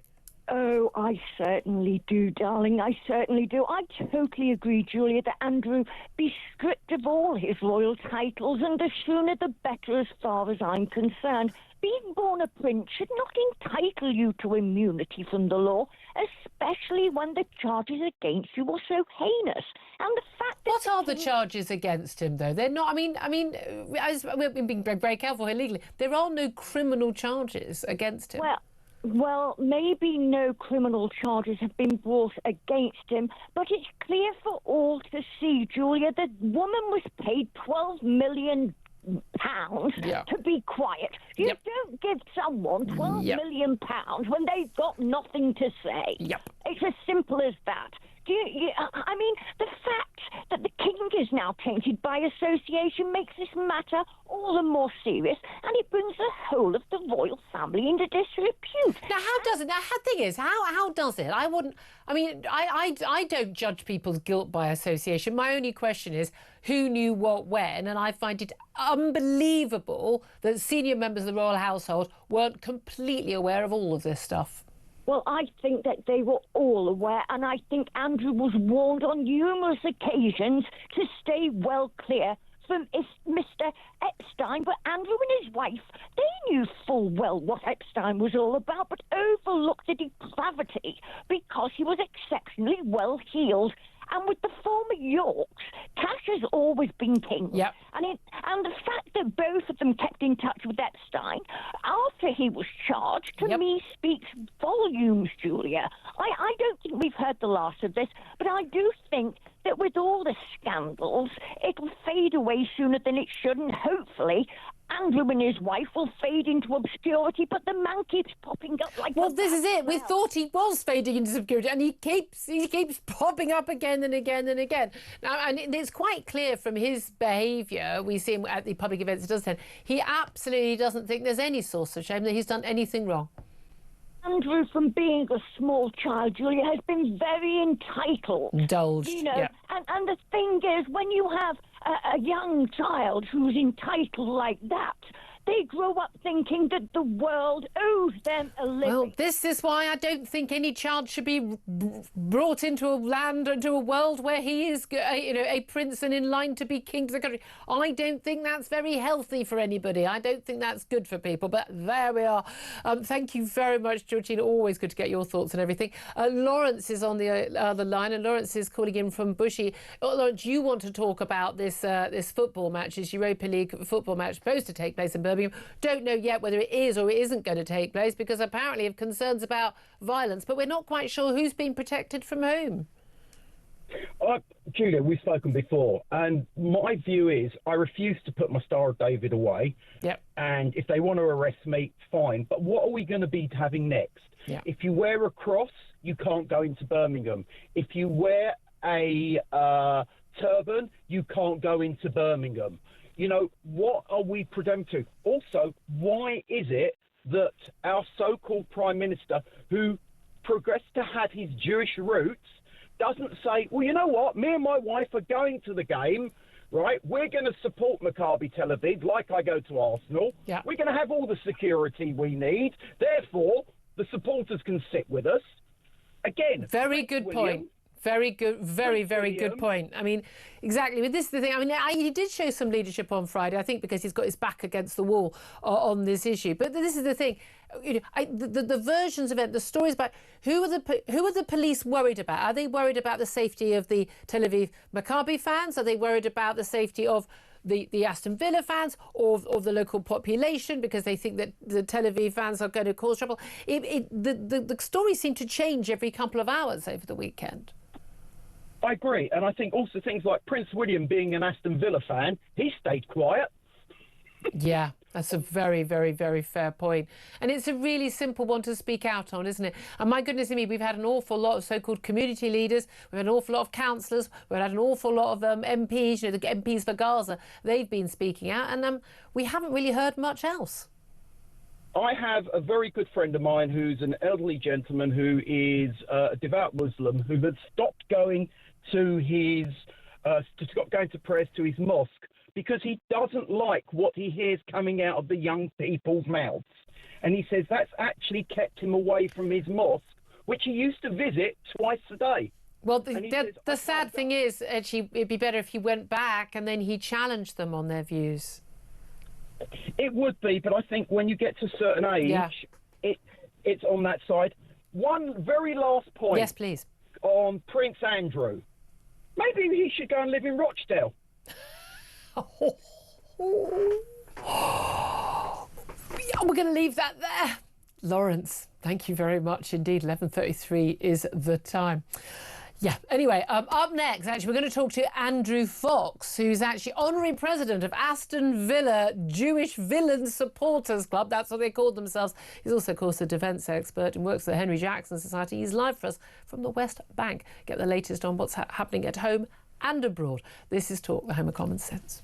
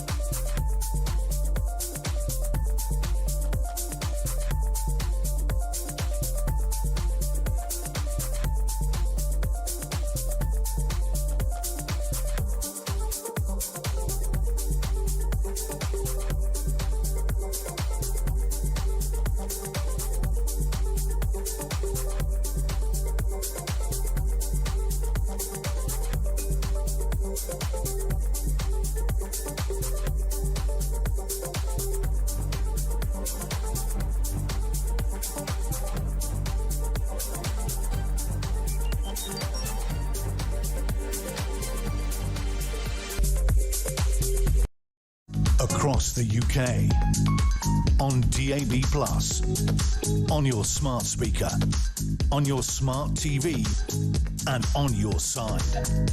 This is Talk. This is Talk Then with Common Sense for me, Julia Hartley-Brewer. 11:36 is the time. Well, let's talk about stories at home and abroad with our next guest, Andrew Fox. You're known well as a friend of the show, defence expert, research fellow at the Henry Jackson Society. He's live for us from the West Bank.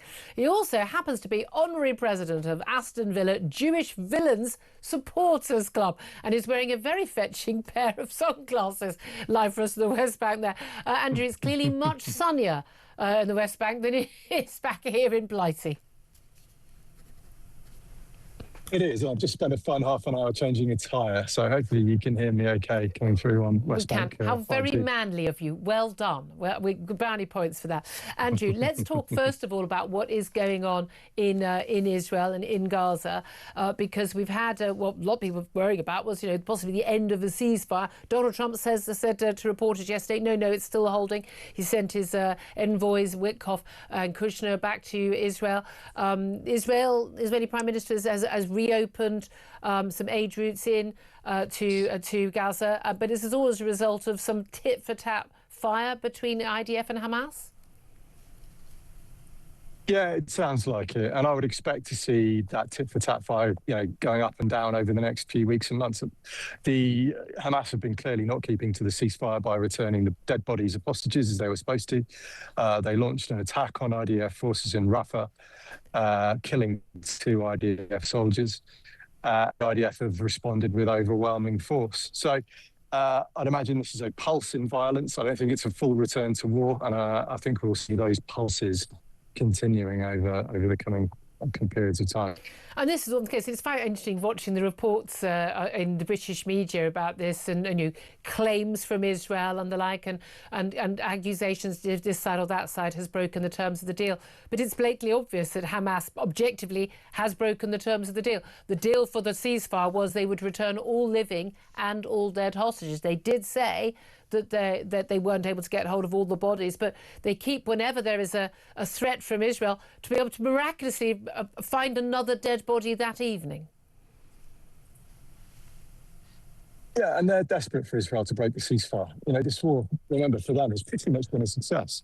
This demonisation that we've seen of Israel on the world stage is their end goal. And with every missile Israel fires, they know the world's media will report everything Israel says with scepticism and everything they say as if it were the gospel truth. So they've got every incentive to try and make things break down so that the demonisation of Israel can continue. Just on that, it is fascinating because some of the people who do demonise Israel say, they're the Jew, again, they go into this territory, the Zionist Israel, the Jews are controlling the media, controlling the narrative. I mean, I've always thought, gosh, well, if they are, they're doing a bloody awful job of it, aren't they? Yeah, I think there's a better argument that Qatar controls the media, frankly. We're seeing very much that anti-Israel narrative that's coming straight from Al Jazeera, straight from Doha, straight from the enemies of Israel being repeated worldwide. The Jews are the worst controllers of the media in history. Well, indeed. And now, I know you've been into Gaza a couple of times when we had the Gaza Humanitarian Foundation, the American-run a humanitarian aid organisation, to basically take in aid to try and stop it from getting to Hamas, who then were either keeping it from people in Gaza or selling it on at great profit and then using the profits to pay their fighters. We had a huge amount of aid going in recent months. Huge amount since the ceasefire. Seen some extraordinary images coming out of people celebrating in restaurants.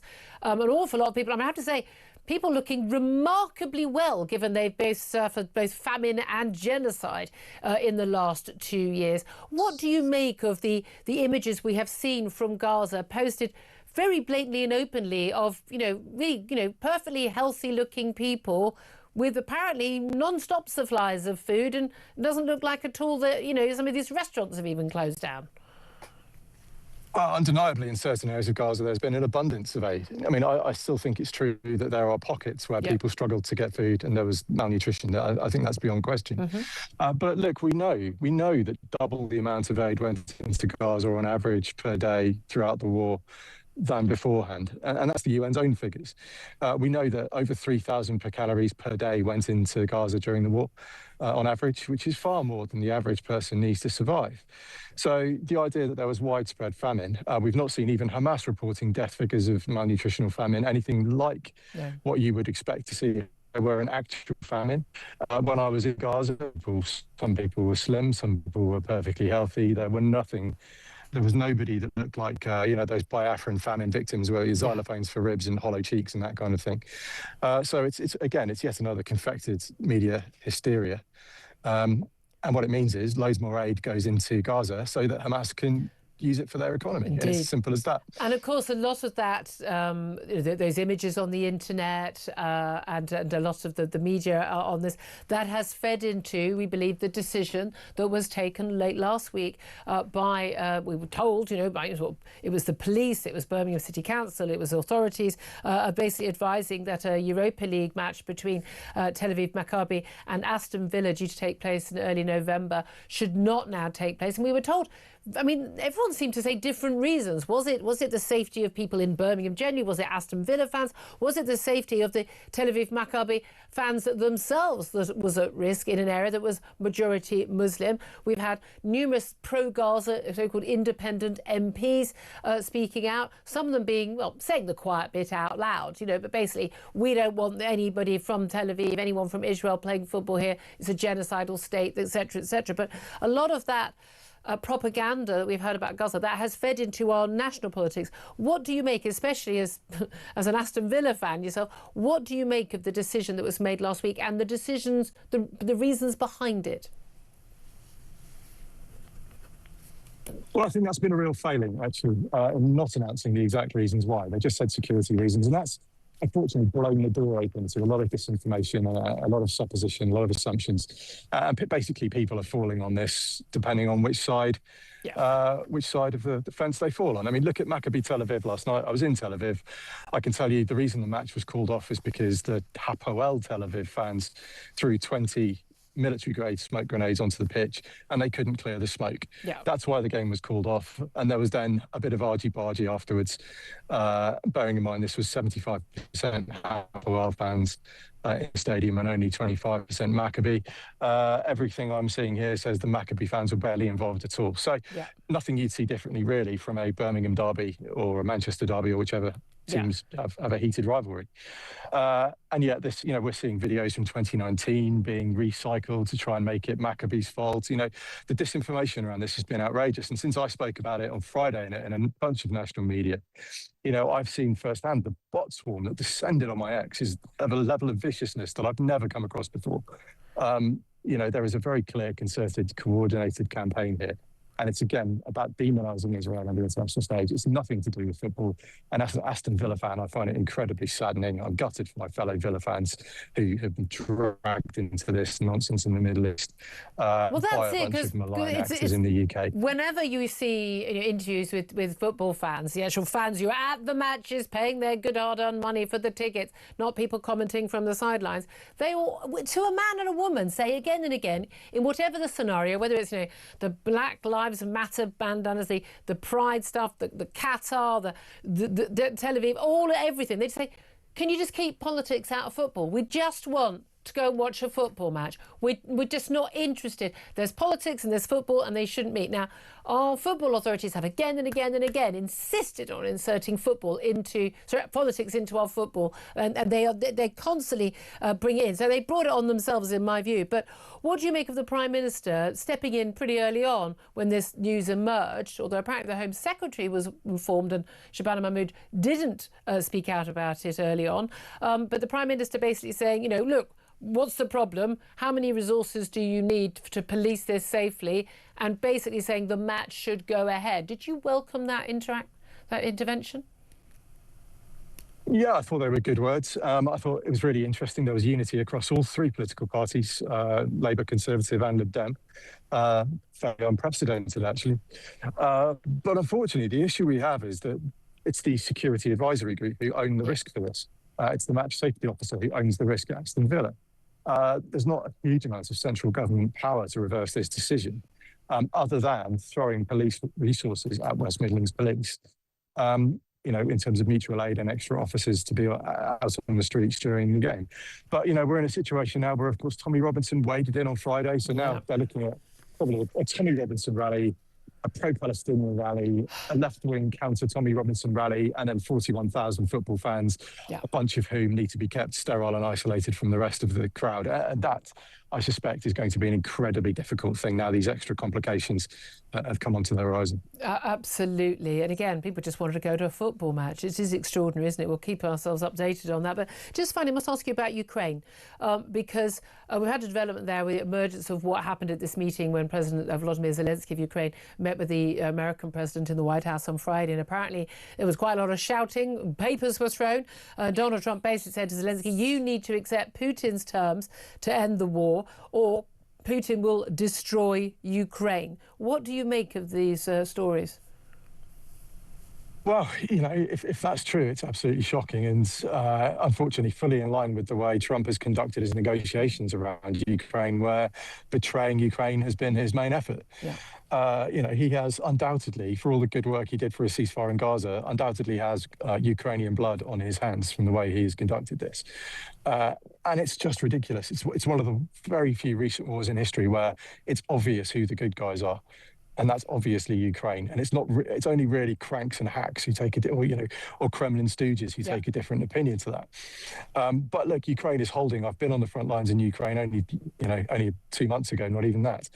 The way they have used technology, the way they've used drones to offset their disadvantages in manpower is remarkable. Their fighting spirit is indomitable, and if we give them what they need in terms of long-range precision strike inside Russia, they have every chance of success with the way that the Russian oil economy is starting to really suffer. So, Mr. Trump, truly shameful.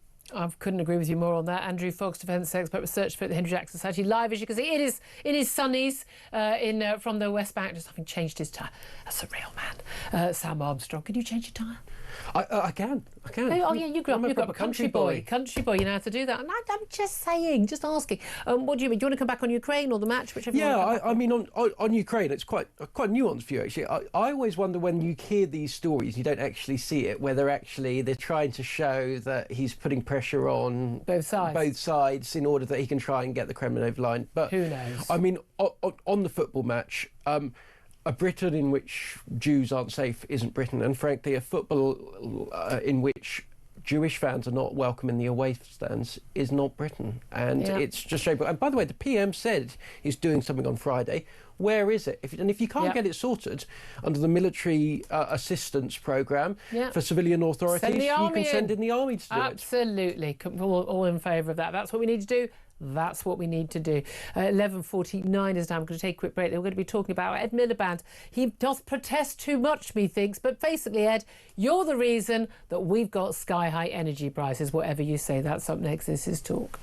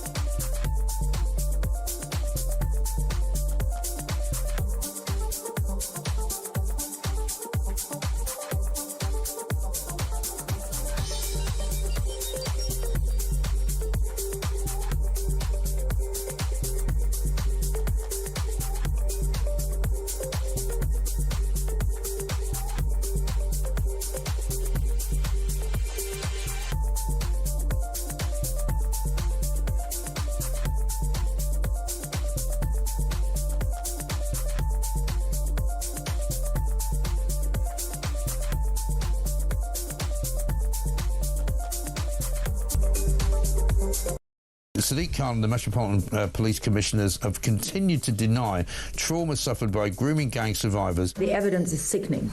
Children as young as 13 raped in under hotels by groups of men. It's all there in the official reports that the mayor personally read.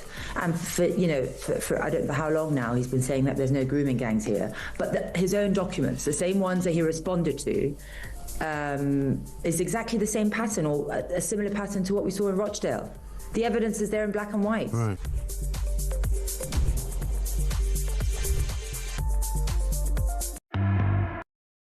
Across the UK, on DAB+, on your smart speaker, on your smart TV, and on your side. This is Talk. Good morning, welcome back to the show. 11:52 is the time. Let's talk about our energy bills. Let's face it, we spend quite a lot of time talking about our bills these days, given how much we've seen inflation go up over recent years. And even though the energy bills went sky high and then came down a bit, they're still, well, at least double what they were a few years ago.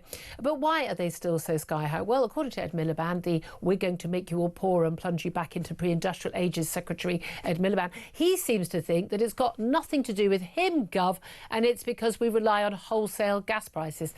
But then why are we paying so much more than every other country that also relies on international wholesale gas prices? Well, I think Andy Mayer, my next guest, may have the answer. He's an energy analyst at the Institute of Economic Affairs, the free market think tank. Good morning to you, Andy. Good morning, Julia. Thank you so much for joining us. Well, Ed Miliband was off doing the rounds and the TV studios yesterday morning, looking, I've got to be honest with you, more religiously psychotic than he has done. It's getting worse every single time I see him on television. But he was absolutely adamant that in no way is the fact that our energy price is going up so much and that we've got all these renewables and all these extra costs that are added onto our energy prices. In no way is that anything to do with why our energy prices are so sky high, despite the fact that Labour manifesto last year said categorically they would cut our energy bills by £300, and they've actually gone up rather than down. Yes. So poor old Ed is stuck in 2022 when the price of gas was extremely high because of the start of the Ukraine conflict. And a lot of Ed's friends in the renewable industry got very excited and said that, well, it's now clear that gas is 9 times more expensive than renewables, which was a bit of dodgy accounting at the time and is completely untrue today, where although gas is not as cheap as it used to be, it's not the main driver of costs. And the really exciting thing that happened last week was there was a sudden outbreak of truth-telling by the various energy supply companies that far too often in the last 20 years have been sitting there just agreeing with whatever the government said. And now they say, well, actually, Ed, no, it's your policy costs, mate. Those are the things that are driving energy prices. And this was at a select committee hearing where they were asked, well, why are prices so high? And they said the quiet bit out loud. Yeah, and the really important comment they made was that even if the price of gas fell to zero, costs would still rise, our bills would still rise. And that has to be due to policy costs. And principally, it's due to things like expanding the national grid to have a more distributed renewable energy system. It's due to the subsidies that the energy generators in the renewable sector are demanding because they're scared a future government might take them away. It's due to the cost inflation they've experienced with their own supply chains, because when everybody in the world tries to do renewables at the same time, as you can imagine, the capacity doesn't keep up. So it's just not very wise to keep pushing on this clean power plan to 2030 when the cost is so high. He is proper Greta Thunberg style zealot on this, absolutely determined. And he constantly goes on. One of the things he always goes on about is about how, instead of being reliant on tyrannical, despotic states for our gas and our oil, it's like, we get most of our gas and oil from America and from Norway. We don't get it from Putin or even the Saudis anymore. Whereas we get our solar panels from China, almost 90% of them, which is quite a considerable risk when we consider all the other things in the news at the moment. And if he's got a problem with despots, maybe worry about Xi Jinping of China. Well, quite. I mean, his heart is in the right place. He wants to save the world from climate change. No, he's not. His heart. No, I don't even accept that. This is the idea. The people who are trying to impoverish us, when they and we are means to an end. That they're nice people. The communists thought they were nice people too. And frankly, so did the Nazis.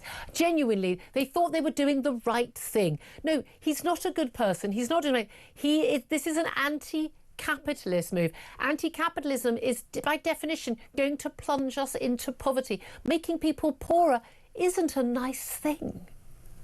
Yeah, so obviously we'd share the view on the anti-capitalism. I mean, there's far too much of the Green movement that's rooted in the idea of trying to control people through climate change as an excuse. Yeah. But if we get back to brass tacks, he doesn't actually need to do much to rescue the situation. He could reverse his policies on the North Sea, so we've got access to our own resources, the hedge against whatever other plans he has.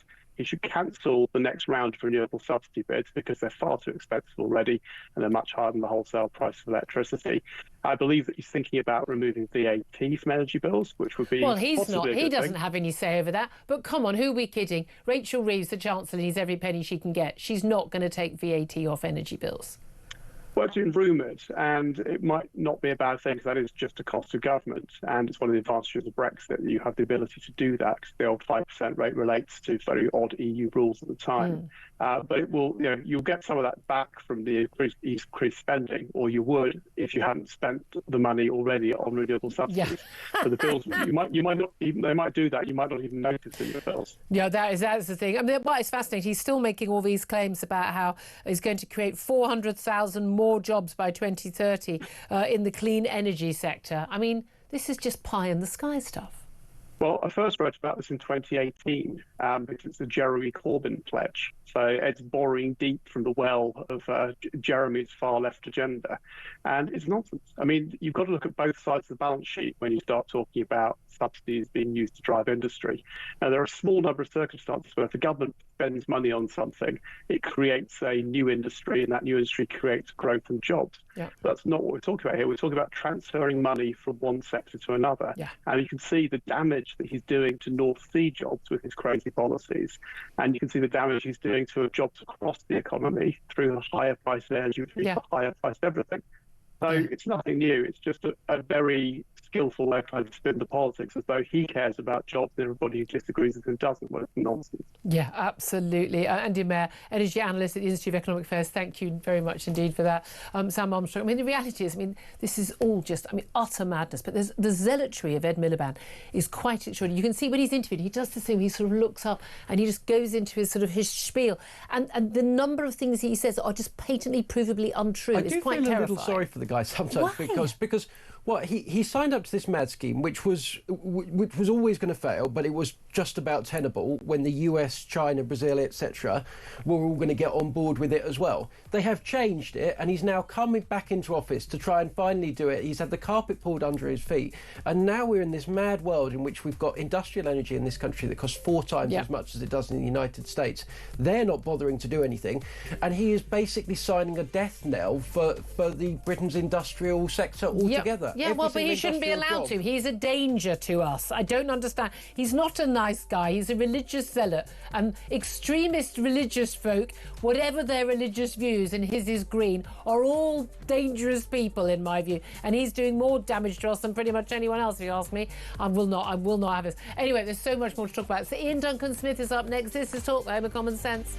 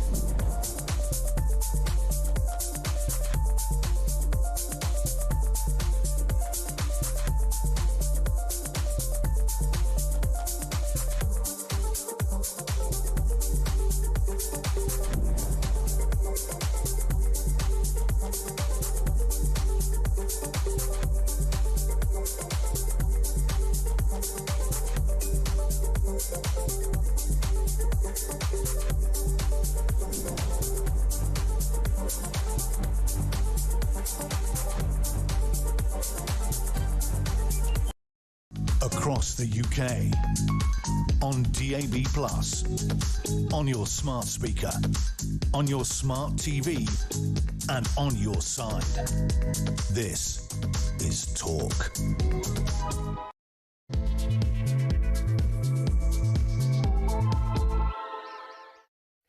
Very good afternoon. Welcome back to the show. It's 2 minutes past 12 o'clock. This is Talk, the Home of Common Sense, with me, Julia Hartley-Brewer. And whether you're listening on DAB+ radio, on your smart speaker, watching on YouTube or your connected device, thank you so much for your company. Don't forget, if you miss anything from the show, go to my YouTube page, The Julia Hartley-Brewer Show. Easy to spot. Hit subscribe and you never have to miss a thing. Coming up in this hour, I'm going to be talking more about Prince Andrew. Should he have his official titles all stripped, including the Prince bit? That would involve an Act of Parliament. Should MPs spend a nanosecond of their day when there's quite a lot of other things that need doing, worrying about these things? Plus, could he face a police investigation over an email he wrote to a senior royal aide, basically saying he would ask his close protection officer, a police officer, to get information to smear his teenage sex abuse accuser, Virginia Giuffre. All that coming up. Plus, going to talk about Israel insisting that it is committed to a ceasefire in Gaza, despite a wave of tit-for-tat attacks in the wake of 2 IDF soldiers being killed in Rafah by Hamas. And it's also emerged that Donald Trump told President Zelensky that Ukraine must submit to Vladimir Putin's peace terms in an angry meeting at the White House last week. If not, the US president apparently warned Zelensky in shouting and swearing, screaming match that Putin would destroy Ukraine. Well, we'll talk about all of that, plenty more besides, including the China spy case, which has not gone away, throughout the next hour. It's going to take your calls as well. As you know, you're in charge. You can call up about whatever you want. But I, in particular, do want to know about Prince Andrew. Should he be stripped of all his royal titles, including Prince, after the latest revelations, not just from Jeffrey Epstein's victim, Virginia Giuffre, in her memoirs, which were published tomorrow, but obviously in the wake of her suicide earlier this year, and indeed the emails that have emerged in America, which, basically written by Prince Andrew, which he certainly has not denied, not spoken about, but has not denied, in which he basically appears to be committed a criminal offence, asking a police officer to do something illegal. Not sure you're supposed to do that. Anyway, I'd love to hear your thoughts. Give us a call, 0344 499 1000. Text on 87222. Get in touch with us on X at Talk TV. Calls are charged at the national rate. Text costs £1. Standard network rate message. Just let you know, as you would have been hearing in the news as well, that that internet outage is an issue with Amazon Web Services in America does appear now to be working again, and the huge number of websites that went down as a result of that, including HMRC, numerous banks, Amazon Alexa, Amazon Prime Video, Ring, Peloton, Vodafone, Zoom, you name it. They do now appear to be getting back online, which is good news. We wanted to find out what the cause of all that was, eh? Anyway, joining me throughout the show today is, as always on a Monday, commentator Sam Armstrong. Afternoon. Good afternoon. To you. Good news that that internet outage is out, is pretty much sorted. We never know, though, and I don't think we can ever trust whenever there's some sort of internet outage, whatever the cause is, a fire, or is it some hacking, or is it foreign espionage, we now kind of have to wonder, what is actually going on behind the scenes, don't we? Yeah, well, what we do know is that the global super hub of hacking or destruction of cyber attacks on our networks is China, and our Prime Minister, of course, has got a good idea about what to do with China. Give them a flashy new embassy, and one of their allies, the Chagos Islands, and let off their spies from prosecution. That seems to be pretty much the plan. I think that's all going to work out just fine. What could possibly go wrong? This subject may come up with my next guest. We'll come back to you, Sam, and we'll get to your calls in the next 20 minutes or so. First up, delighted to welcome Sir Ian Duncan-Smith, Conservative MP, and, of course, former Conservative Party leader, to the show. Very good afternoon to you, Sir Ian. Morning. Thank you very much. I beg your pardon. I know we're all having that kind of Monday. It's the autumnal feeling. I blame the government myself. Absolutely. I'm going to come on to China in a moment, and various other affairs. I want to go quite a lot with you. But can I just ask you first of all about Prince Andrew? Should he be stripped of all his titles? Should Parliament spend any time getting rid of the Prince bit? Well, I'm not quite sure what it would actually mean in the long run. I mean, he's disappeared and he should disappear from public view. The King has arranged that with him. I mean, if Parliament steps in, there has to be a reason, because this can't be handled by the royal family, and I'm not sure we've quite reached that stage at the moment. I mean, he's basically been told, you're away, you're a non-person. I mean, they may do other things, which is, you know, his grace and favour place that he lives in.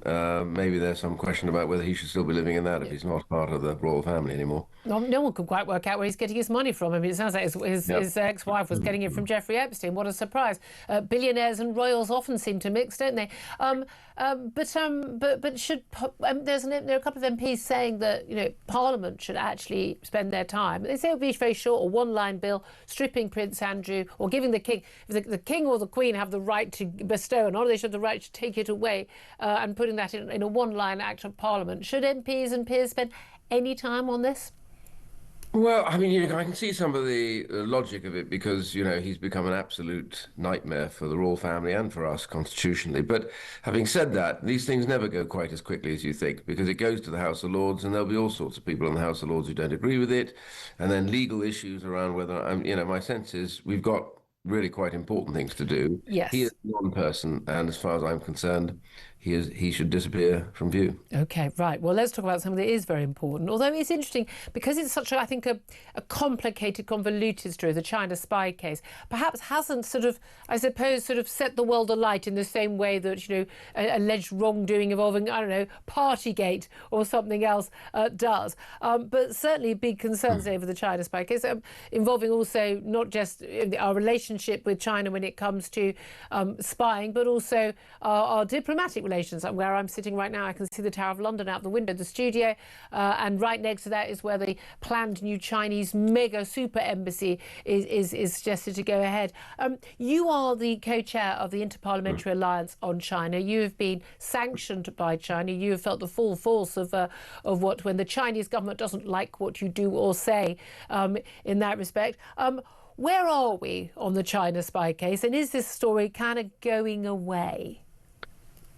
Well, IPAC actually is now 53 countries, with members very worried about China, from Japan to America, including South America as well, and Africa. So China hates us and hates me for that as well. So badge of honour, I would say. Well, it's a painful one at times. But the main thing is that the issue here isn't going away at all, because the government has quite clearly fibbed its way through a lot of this. You know, they've ducked and dived and not answered questions. But I think there are now a series of questions which came out finally in the weekend media, particularly in the Sunday Times, where they showed that all their stuff about, you know, the Deputy National Security Advisor not speaking to anybody, he was going to do this all of his own. Suddenly you discover he was writing things that came straight out of the Labour manifesto, which are completely irrelevant to the request that he had. Are they still a threat? And then, lo and behold, it turns out that there was a meeting with him, Powell, who is the Director of National Security, and a whole bunch of others, including later on the Attorney General, who we were assured had nothing to do with this at all. We're basically told there was this meeting. Well, first of all, it was denied there was a meeting, and then it was denied that anything substantive discussed. But there was a meeting involving pretty much all the major players at the highest levels of government about the China spy case, which apparently at no point discussed the China spy case. Well, apparently not. They gave themselves self-denying ordinance, and they talked about football. But, I mean, really? Are we serious? And the second bit of this is, did any of them, or was there a note produced for the Foreign Secretary or for the Prime Minister? Because I find it hard to believe that a meeting like this, dealing, as we are now told, quite clearly, with the fallout for any decision that was to go ahead with prosecution, etc. So they met on that. I would be very surprised if Powell, who is the direct appointee of the Prime Minister, did not, at some point, either give him a note or brief him on what the outcome of the meeting was, because he's very high up in that list of people wanting to do a trade arrangement with China. And the same goes for the Chancellor, who's now known, I gather, in the Foreign Office as the Dragon Lady, because she's so desperate to go and do business with China. This is the bit I don't get about this, because I know, of course, business is done with China because they make stuff, and their entire economy is based on selling stuff to the richer West, as in our consumers are better off than most of their consumers. There's lots of riches in China, however, there are also an awful lot of very poor people in China still. That's communism for you, folks, you know. Now, No, the trade is going to happen because we want to buy their cheaper stuff and they want to sell their stuff to us. That's going to happen anyway. Rachel Reeves went over to China and came back with some £1 billion trade deal. I mean, that's literally like, that's not even worth even mentioning in terms of the volume of trade that goes between our two countries. What does she think she's going to get, or what does the Prime Minister think is going to get that's going to miraculously save our economy, that is worth basically saying, we don't mind if you spy on us, we don't even mind if you have an embassy that's got a planning application which has retracted, it's a redacted, huge redacted sections in the basement where you're going to be basically right next to huge number of absolutely vital communication networks for the City of London, and we're going to give you give your mates the Mauritius, the Chagos Islands. We're going to do all of that. What are we getting in return? Well, right, there's a number of points there. If I quickly deal with them. Rachel Reeves, as I said earlier on, now nicknamed the Dragon Lady, goes over there and she comes back saying they've already got a huge deal. In fact, I think it was HSBC that talked about 500 million or something that was going to go in, which in global terms is like all the paper clips and the spare stationery. That has now been invested in. So it was peanuts, and it was completely and obviously cosmetic. So that was a lot of nonsense. The second thing is, what do we think we'll get from them? Yes, you talked about cheap product, but cheap product comes at a price, and it's a human price in China. China is an egregious user of slave labor. We are talking millions of people, men mostly, in slave labor in China, whether they're Tibetans, whether they're Muslim Uyghur, whether they're now Outer Mongolians. It's all the people that the Chinese government, the CCP, Chinese Communist Party, does not like because they are not Han Chinese. So the kids are getting re-educated to be Han Chinese, never to speak Uyghur or have any Tibetan or anything else like that, and become loyal Han Chinese. And the rest are being eradicated either through slave labor or forced sterilization, which is what takes place. They make all sorts of products for us as slave labor. Solar arrays, much beloved of the Environment Secretary at the moment, who frankly just fills me with horror every time I see him on the television. But the reality is that he was buying that stuff in great droves. And we finally got an amendment to the bill, or the Great British Energy Bill, that stopped them doing that. So that's one thing. And they buy there's lots of stuff that people on this call will have bought, not realize it. They were made by slave labor. So it undercuts the market, and the WTO are totally against it. They do everything to break the rules and then claim they're not a full member of the WTO because they're a It's the World Trade Organization, Yeah, so they're a developing nation apparently. So they can get away with it. But do you believe that our Prime Minister and his National Security Advisor, Jonathan Powell, is somehow beholden to China, or do they genuinely think that it's a good idea for us to rely on them economically when there is so much evidence they are a hostile nation state, and certainly none of their values, and I mean none of their values, align with ours? None at all. And here's where the conundrum exists. The last government was finally heading towards placing them in the upper tier of FIRS, which would refer to them, therefore, as a threat. The election came before they did that, but that was their plan. I would argue late in the day, but nonetheless, that was the plan. This government has completely reversed that position and decided that they're desperate for China. Why? Because they think that China is going to thump money in investments into the UK, foreign direct investment. Now, the trouble is with that is that China hasn't done any of that since 2017. That's gone off the edge of a cliff. They're much more interested in selling their product to the world. And of course, this is what's going to happen if we open up a trade arrangement. China will dump their overproduced cheap electric vehicles, cheap batteries, and of course solar arrays and slab steel. They've way overproduced slab steel because ever since the market went down on property, they've been producing at the same level, but they don't need it. So they want to dump that in the UK as fast as they can, rebadge it as British, and get it sold elsewhere. That's their plan, and it will destroy the British car industry, it will destroy the British steel industry, it will pretty much lay waste to what's left of our industrialized sections. Sounds like a good plan. Well, if you are completely mesmerized by the idea of growth at any price, then this is a good plan to you. But for the rest of us who believe it's a long time since we should be returning industry back to the developed world with the new ways of doing it, much cheaper, etc., or work with allies who believe in democracy and the rule of law, such as India and others, the Commonwealth, that's how we should be doing it, not relying on a country that threatens Taiwan on a daily basis. And here's a fact for you. It has 130 times now the capability to build naval ships. One shipyard in China builds more naval ships than the whole of the United States. That is a growing threat. Yeah, and I wonder why they're doing it. And is it 8% of their GDP currently spent on military? Again, there are subtle hints that things are afoot, and it would be rather stupid to ignore them. Not so subtle, to be fair. No, well, I'm being sarcastic, yes, I mean. Let's talk about another country that should be more of an ally, and that is Israel. What do you make of the decision by the authorities in Birmingham, all a bit confusing over who made the decision and exact reason why, who they were trying to protect, but to basically call on for the cancellation of the match between Tel Aviv Maccabi and Aston Villa on November the 6th. Do you think that was the right decision to make, and what do you think the reason was? Well, the wrong decision was to try and ban Maccabi fans, because that would have given in to the whole trope of anti-Semitism and others saying that to be a Jew is as bad to be anything else, as if they're all Israelis. They're not. Yeah. The second, so for freedom and anti-Semitism on the rise in the UK, that was a terrible decision. Yeah. And all the politicians that I know of any right mind immediately came out on the left and the right to say this is absurd.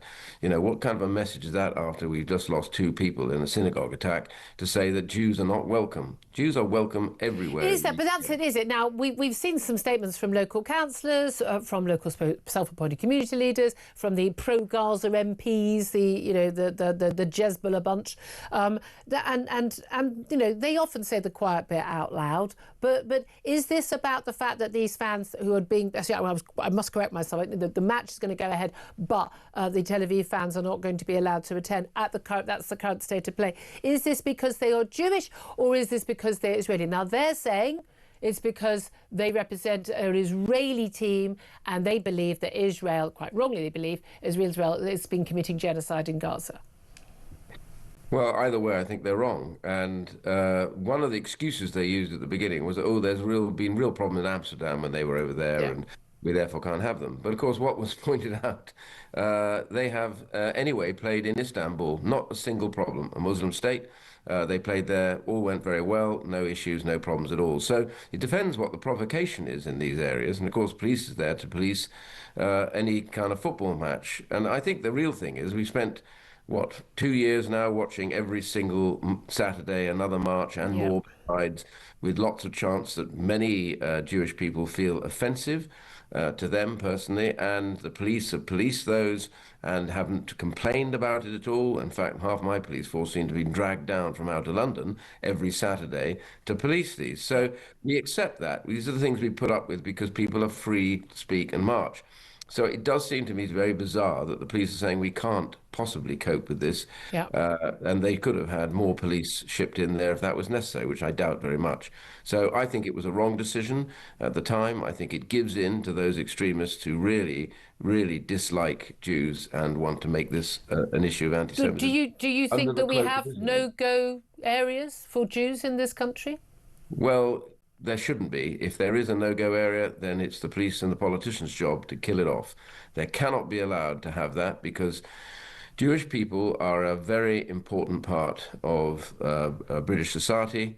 I myself have a Jewish sister-in-law, never felt more threatened in her life and her family since this all began. And I think if we really care about some of them, and some of them have contributed hugely, hugely to the British economy, to British law, to British medicine, you name it, they've been a huge contributor and a helpful asset here as Jews, as British citizens. So I say no. Absolutely not. Can I also ask you about Ukraine? You're an ex-military man yourself as well. We've had those reports that are coming out of the White House on Friday, the meeting between President Trump and President Zelensky, that Trump basically sort of shouted at him and threw papers and basically said, you're going to have to agree to the terms that Putin's offering for a ceasefire or Russia will destroy Ukraine. By all accounts, Zelensky did not agree. This is about giving up key parts of the Donbas region, which would basically give a clear route straight through to Kyiv and total control of the Ukrainian capital if Putin's troops were allowed that free rein. What do you make of that? And do you believe that happened? Well, I've been a big supporter of Ukraine since the day it began, like many politicians on both sides of the aisle here in the UK. I've been out there on a number of occasions to the front line, helping with a charity that's helping with combat stress. I mean, thousands of people with problems over limbs. I think 500,000 people are now looking for prosthetics in Ukraine. This is the brutality of the war. I think the trouble for President Trump, is that he's very transactional, and he also seems to love talking to people he thinks are powerful. He doesn't think that about Zelensky and Ukraine. That's become clear. So every time they're getting close to a decision or a difficulty, Putin picks up the phone, talks to President Trump, and Trump sounds to me like he was just mouthing off what Putin was saying. Russia is in no way capable of destroying Ukraine at the moment. In fact, they've made next to no ground at all over the summer in this great assault. They're losing men hand over fist. They're 1.3, 1.4 million now wounded or dead on the Russian side. They're grinding away at it. They themselves want somehow to stop this, with them left in possession of territory which they shouldn't have had. So I'm always appalled when we get this rant from the president over this, because it shows a real desire not to know the reality. I wish he would go out there and see for himself, because frankly what's happening over there is so brutal. It completely puts any other conflict in the shade. It is First World War level of death, destruction and targeting of civilians, and I think we should be helping them to stabilize the situation and put pressure on Russia by hitting all their gas and oil supplies, which is what they've been doing, but they could do a lot better. I'm still amazed that there are any more sanctions to be ramped up. We clearly ain't been doing our job properly. We covered a lot of ground there. Thank you so much, Shireen Duncan-Smith, a former Conservative Party leader there. Sam Armstrong, covered a lot of ground there. Can we come back on Ukraine there? Because it is interesting. We focus so much on the Middle East lately. And Ukraine is still rumbling along. And as you said, the death toll in Ukraine, absolutely, I mean, so much bigger, going on for, a year, 18 months longer than what's happened in Gaza. But the death toll and the casualty toll, and again, the blatant attacks on the civilians. We don't have all these allegations of genocide every single day and all over social media against Vladimir Putin, though. Yeah, despite the mass kidnapping of Ukrainian children. I mean, tens of thousands of children kidnapped. Crickets. Yeah. But we must always remember in the West, democracy is a great asset. It's what has made us so fantastic and wonderful, and it's at the heart of all our successes. But it contains a little weakness, which is we can be easily distracted. Yeah. And the likes of Vladimir Putin rely on us being very, very outraged when initially he goes and invades Ukraine. But over time, when gas is still expensive, Prince Andrew's in the news, food is expensive, that we just get bored. And to some extent, his gamble has kind of paid off, right?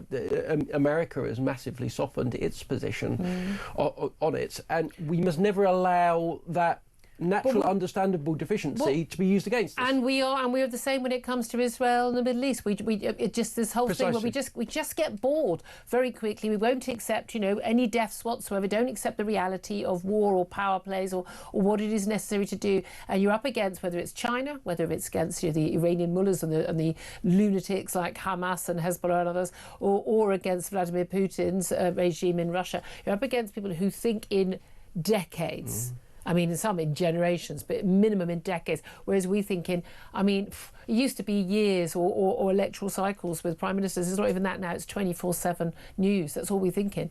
And we are not equipped for the fight to protect what we need to protect, not just of our allies abroad, European, safety, an ally, democracy in the Middle East, or indeed, as we've seen with what has been going on in our streets here, protecting the fundamentals of living in a, we say tolerant, I say a welcoming and open and vibrant democracy where everyone is free and everyone is safe.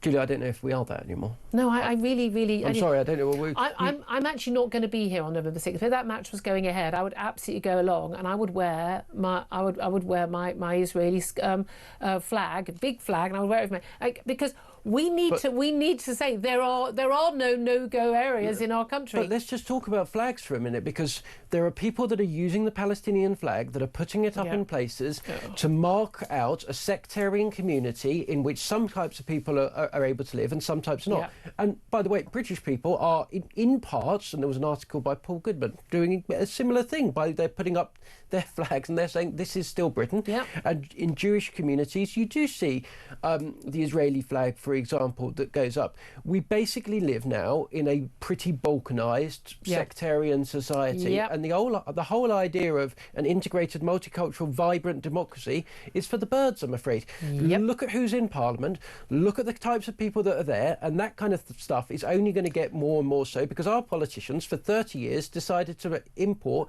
massive millions of people every year that they could never, ever integrate. Diversity is our strength. Did you not get the memo? Diversity is not an unalloyed good. Actually, the British people are our strength, and I don't care what colour they are, as long as they are British and they have come here, or their families have come here to partake in British culture, British values, British history, and take on the values that we hold dear. And queuing, tolerance, fair play, that's got nothing to do with banning people from attending a football match or people being worried about walking through central London. Oh, by the way, small point, we didn't get to it. Illegal migrants.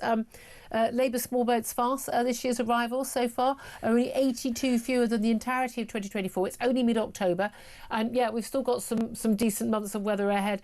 36,734 arrivals. 42 out. The Home Office put out their little tweets yesterday. Very pleased. Another 16 people in the one in, one out little sort of, foreign correspondent exchange scheme with France. I mean, it's mad. Absolutely mad. 36,700 people have paid criminal gangs to break into this country. And what did we go and do? We sent a lift to pick them up and we stuck them in a hotel on your and our dime. And we have seen just a litany of cases now of the consequences of the violent and sexual crime. There are people that are dead today that wouldn't be. There are people that have had the most awful ordeals.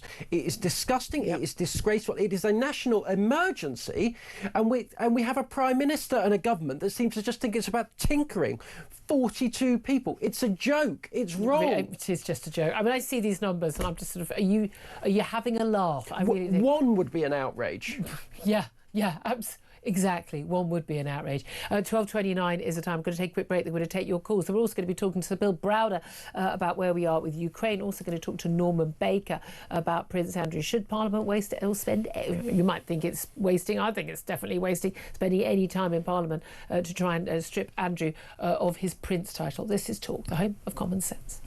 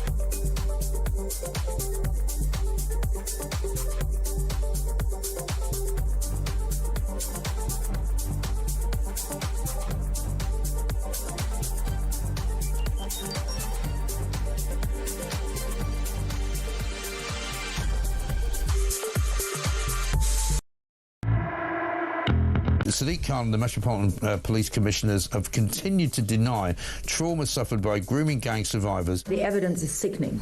Children as young as 13 raped in under hotels by groups of men. It's all there in the official reports that the mayor personally read. And for I don't know how long now he's been saying that there's no grooming gangs here. But his own documents, the same ones that he responded to, is exactly the same pattern or a similar pattern to what we saw in Rochdale. The evidence is there in black and white. Right.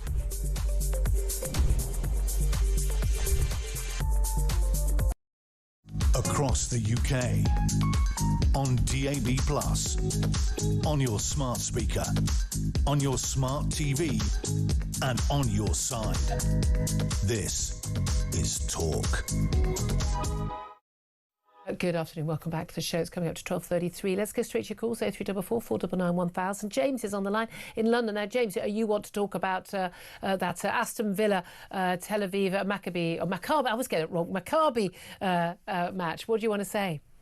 Yeah, I just want to say, Julia, do the Premier League and do Aston Villa know what the word irony actually is? Because on Sunday, Aston Villa took the knee at a Jewish football club on Sunday against racism. That's irony to me. And if we're talking about the behaviour of the Israeli fans... But wait a minute, it's not Aston Villa that have called for this, the opposition fans. I don't think we should blame Villa. Well, if that is the case, then Aston Villa should play behind closed doors, out of fairness. Yes, because, absolutely. I want to take you down memory lane. Chief Constable of... the Midlands. If you're talking about the behaviour of the Israeli fans, I'll walk you down memory lane. 2008 Europa League final. Yep. Rangers fans trashed Manchester City Centre. It didn't stop them when they came and played Manchester United in 2010 in the Champions League. There was no restrictions put on them. So let me tell you, if it quacks like a duck, waddles like a duck, it's a duck. But this is the thing. It's so obvious what this is really about, isn't it? It's like all these attempts to sort of get Israel out of Eurovision. For a start, I think it's a bit strange that Israel and Australia are in Eurovision, but there we are. But again, it's just about sort of just trying to sort of make Israel a non-country. You can't compete. You can't do anything. You're a bad country. But they don't seem to have the same problem with a lot of other countries which are committing genuine war crimes against their own people. Absolutely correct. We don't see the Olympic Committee or FIFA kicking out China for what they do to the Uyghur Muslims, Burma for the Rohingya Muslims. We don't see anything about the Central African Republic. We don't see anything about Africa. We let that go. Yeah, I mean, exactly. Again, we all know why. James, thank you for that. Appreciate it. Interesting call. Herbie's on the line in Harrow. Hello, Herbie. What do you want to say? Good afternoon. Welcome to Germany, Nazi Germany #2, Great Britain 2025, Julia. But that's the reality, because this is the thing. This is how it started. Jews aren't welcome here. Exactly, Julia. And it's exactly what's going on now. We're heading for a crisis like we've never known before. You know, people are starting to wake up. It's a little bit too late now. We seem to... No, I don't think it's too late. Well, I hope it's not. I really hope it's not. It's just something needs to be done now. Oh, absolutely. No, exactly. And I'm sorry. I think it's going to involve mass arrests of people on some of these pro-Palestinian marches. You can go on a march, but you can't carry anything anti-Semitic. I mean, we need to be really, really clear about it. But it also involves an awful lot of the people who like to stay quiet and not make a fuss and not get involved. Well, you need to stop being quiet. You need to start speaking out. You need to be gob on a stick like you and me. Yeah, but Julia, the trouble is the mosque needs to be told as well where they're preaching this hatred as well. Yeah. Within their ceremonies, you know.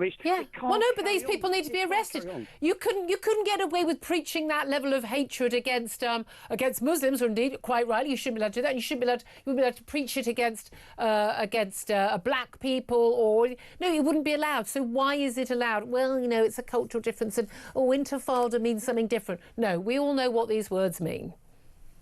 Julie, and unless we start to crack down now, today, we're going to pay for the crisis that we're going to be hitting very, very soon. And we're not going to crack down properly now because we've got Keir Starmer in charge, and we know where his allegiances lie in terms of his future voters. And the reality is the crackdown that is going to have to come, and it is going to have to come, is going to be far, far worse and far more serious in the future. We are. I agree with you. I don't think it's too late, but we are heading to very dangerous territory. Herbie, thank you for that. Going to take another quick break. Then we're going to talk to Sir Bill Browder, Putin's #1 foreign enemy, about what he makes of what Donald Trump has said to Zelensky, that unless he gives in to ceasefire terms with Putin, Putin is going to destroy Ukraine. That's up next. This is Talk.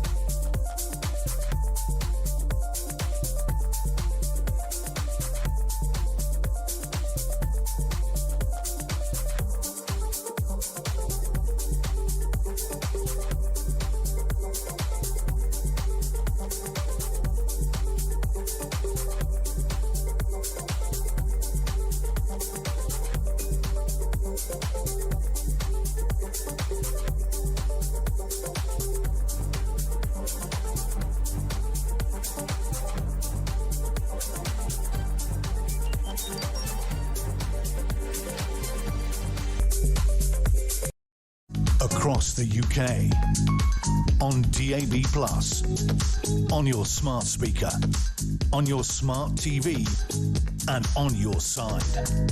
This is Talk. Very good afternoon. Welcome back to the show. 12:40 is the time. Let's talk more about where we are in Ukraine. Lots of focus on the Middle East lately. But by the way, this horrific war in Ukraine sort of rumbling on. Well, let's talk about this with Sir Bill Browder. He's Putin's #1 foreign enemy. That's a great title to have. He's also head of the Global Magnitsky Justice Campaign. A very good afternoon to you.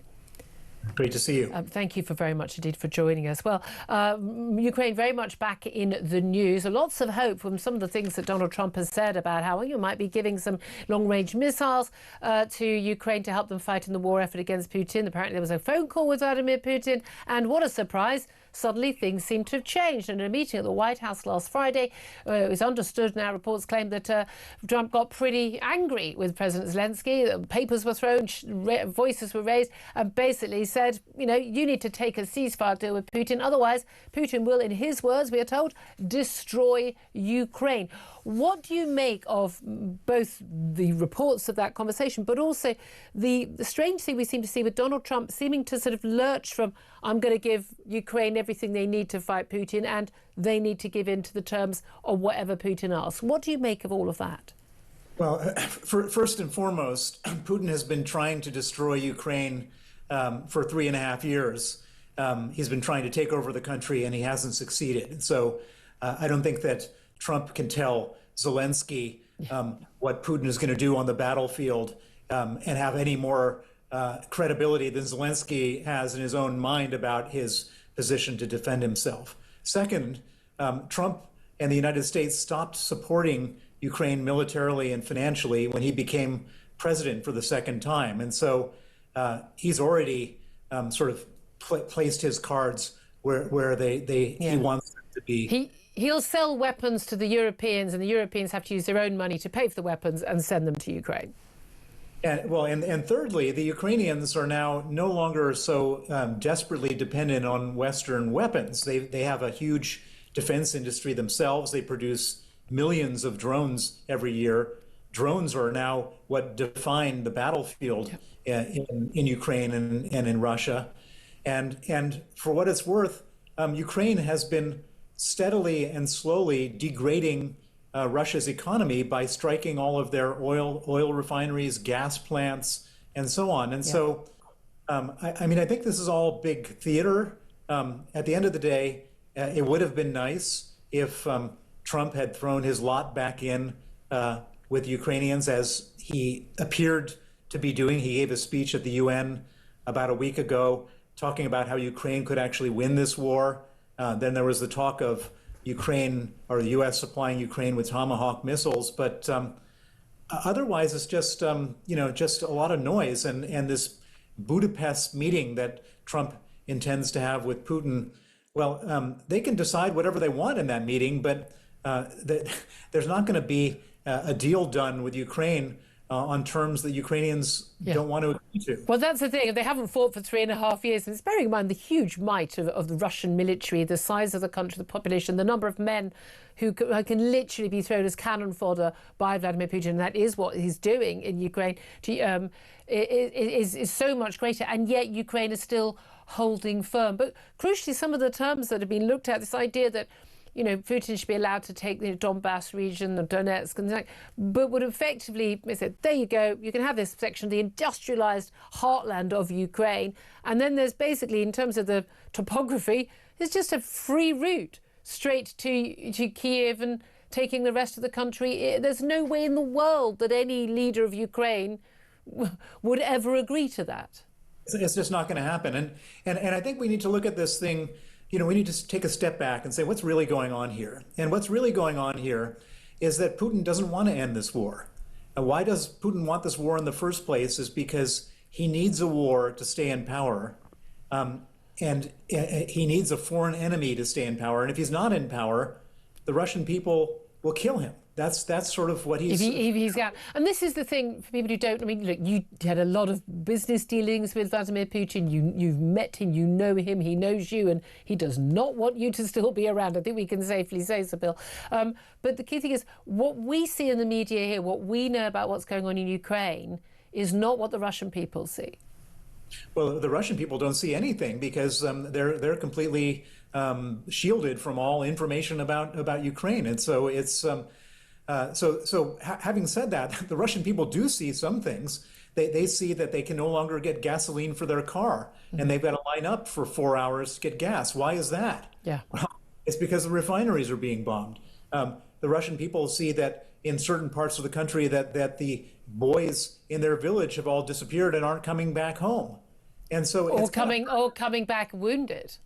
Coming back totally maimed and wounded. And so it's kind of hard for Putin to carry on this war the way he's carrying on. But the one thing it's absolutely important to point out is that he's not winning this war. This war is at an absolute stalemate. The Russians have not gained any significant territory, and whatever small amount of territory they have gained has been done with enormous human cost. We're talking 1,000 soldiers a day are dying on the Russian battlefield, cannon fodder, as you refer to them, to get meters or hundreds of meters of advantage on the battlefield. The Russians will not win this war, and so Putin, at the same time, he doesn't want to withdraw from this war, and so he put to Trump a set of conditions, knowing that the Ukrainians would not accept. Yeah. And so what he's hoping is that he's going to agree with Putin that Ukraine needs to do such and such, and then put it to the Ukrainians, and the Ukrainians say no, and then he can say, well, it's what not can my I do? it's not my fault. I still should get the Nobel Peace Prize, but it's not my fault that this thing has not come to the way it should have come. And what he's demanding and what he's talking about is unreasonable. The Russians have been trying to take the Donetsk Oblast since 2014 and have been unsuccessful. Why should he now?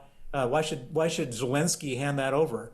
And they won't hand it over. Well, indeed, and no other country would do. Can I ask you also, just very briefly, there's another story about Russian spies and hard-left humanitarian groups working with people smugglers to flood Europe with illegal migrants. This is according to a Bulgarian Interior Minister, Daniel Mitov, who said his government had evidence that Russia's Foreign Intelligence Service has direct links with the criminal gangs, basically facilitating the illegal immigration into the European Union. Do you believe that is the case? Absolutely, and this is a strategy of Putin's from the very beginning. If you remember, he was carpet bombing Syria. And why was he carpet bombing Syria? For one simple reason. He wanted to create 5 million refugees who would flood into Europe because he understood that would be destabilizing, that all of a sudden in Germany and everywhere, there are all these people saying, well, we don't like these foreigners. What are they doing here? That's bad for us. And he's created all sorts of political divisions all over Europe because of that. It's absolutely certain that the Russian security services are doing this because this is what they do. Yeah, absolutely. Sibylle Browder, always so good to talk to you. So appreciate you taking the time. Thank you very much indeed, Sam Armstrong.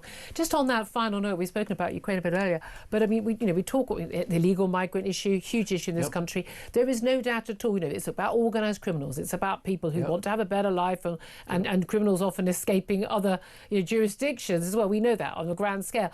But there is now this evidence that actually there are nefarious international forces who are deliberately trying to destabilise Western democracies with this. Well, we saw it with Colonel Gaddafi, of course. He would turn on the flow on and off of refugees coming up, or supposed refugees coming up from Libya, and he would use that as a tool to get better, to exact better. Well, in Turkey as well, Erdogan does that. Oh, I've got 5 million Syrians here. Oh, I think I might make them leave. Or can I have some more money, please? And I can tell you something for free.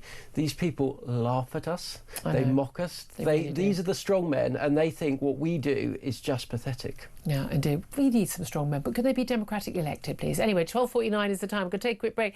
We're going to have a final word on Prince Andrew with Norman Baker. Not a fan of the royals, former Lib Dem. He's the author of What Do You Do? What the royal family don't want you to know. He's up next. This is Talk.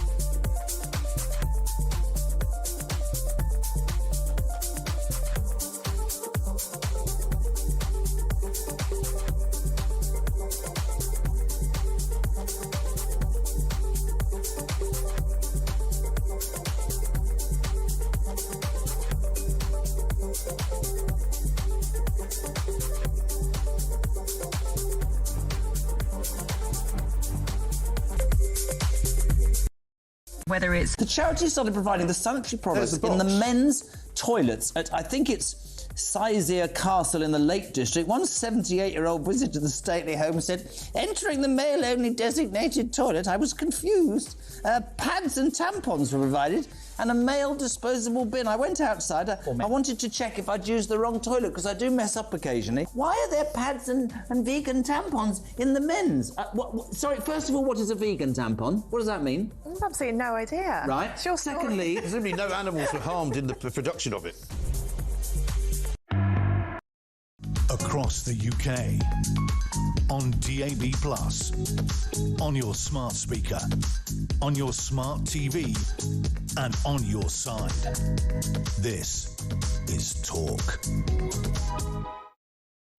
Afternoon, this is Talk, the Home of Common Sense. 12:53 is the time. Just let you know that the King Charles, is visiting the scene of the Manchester synagogue attack. He's meeting with local synagogue members, and he's viewing a huge array of bouquets dedicated to the two men who sadly lost their lives. Obviously, other people injured as well in that horrific, clearly anti-Semitic attack that took place a couple of weeks ago now. But the King is in Manchester visiting the synagogue.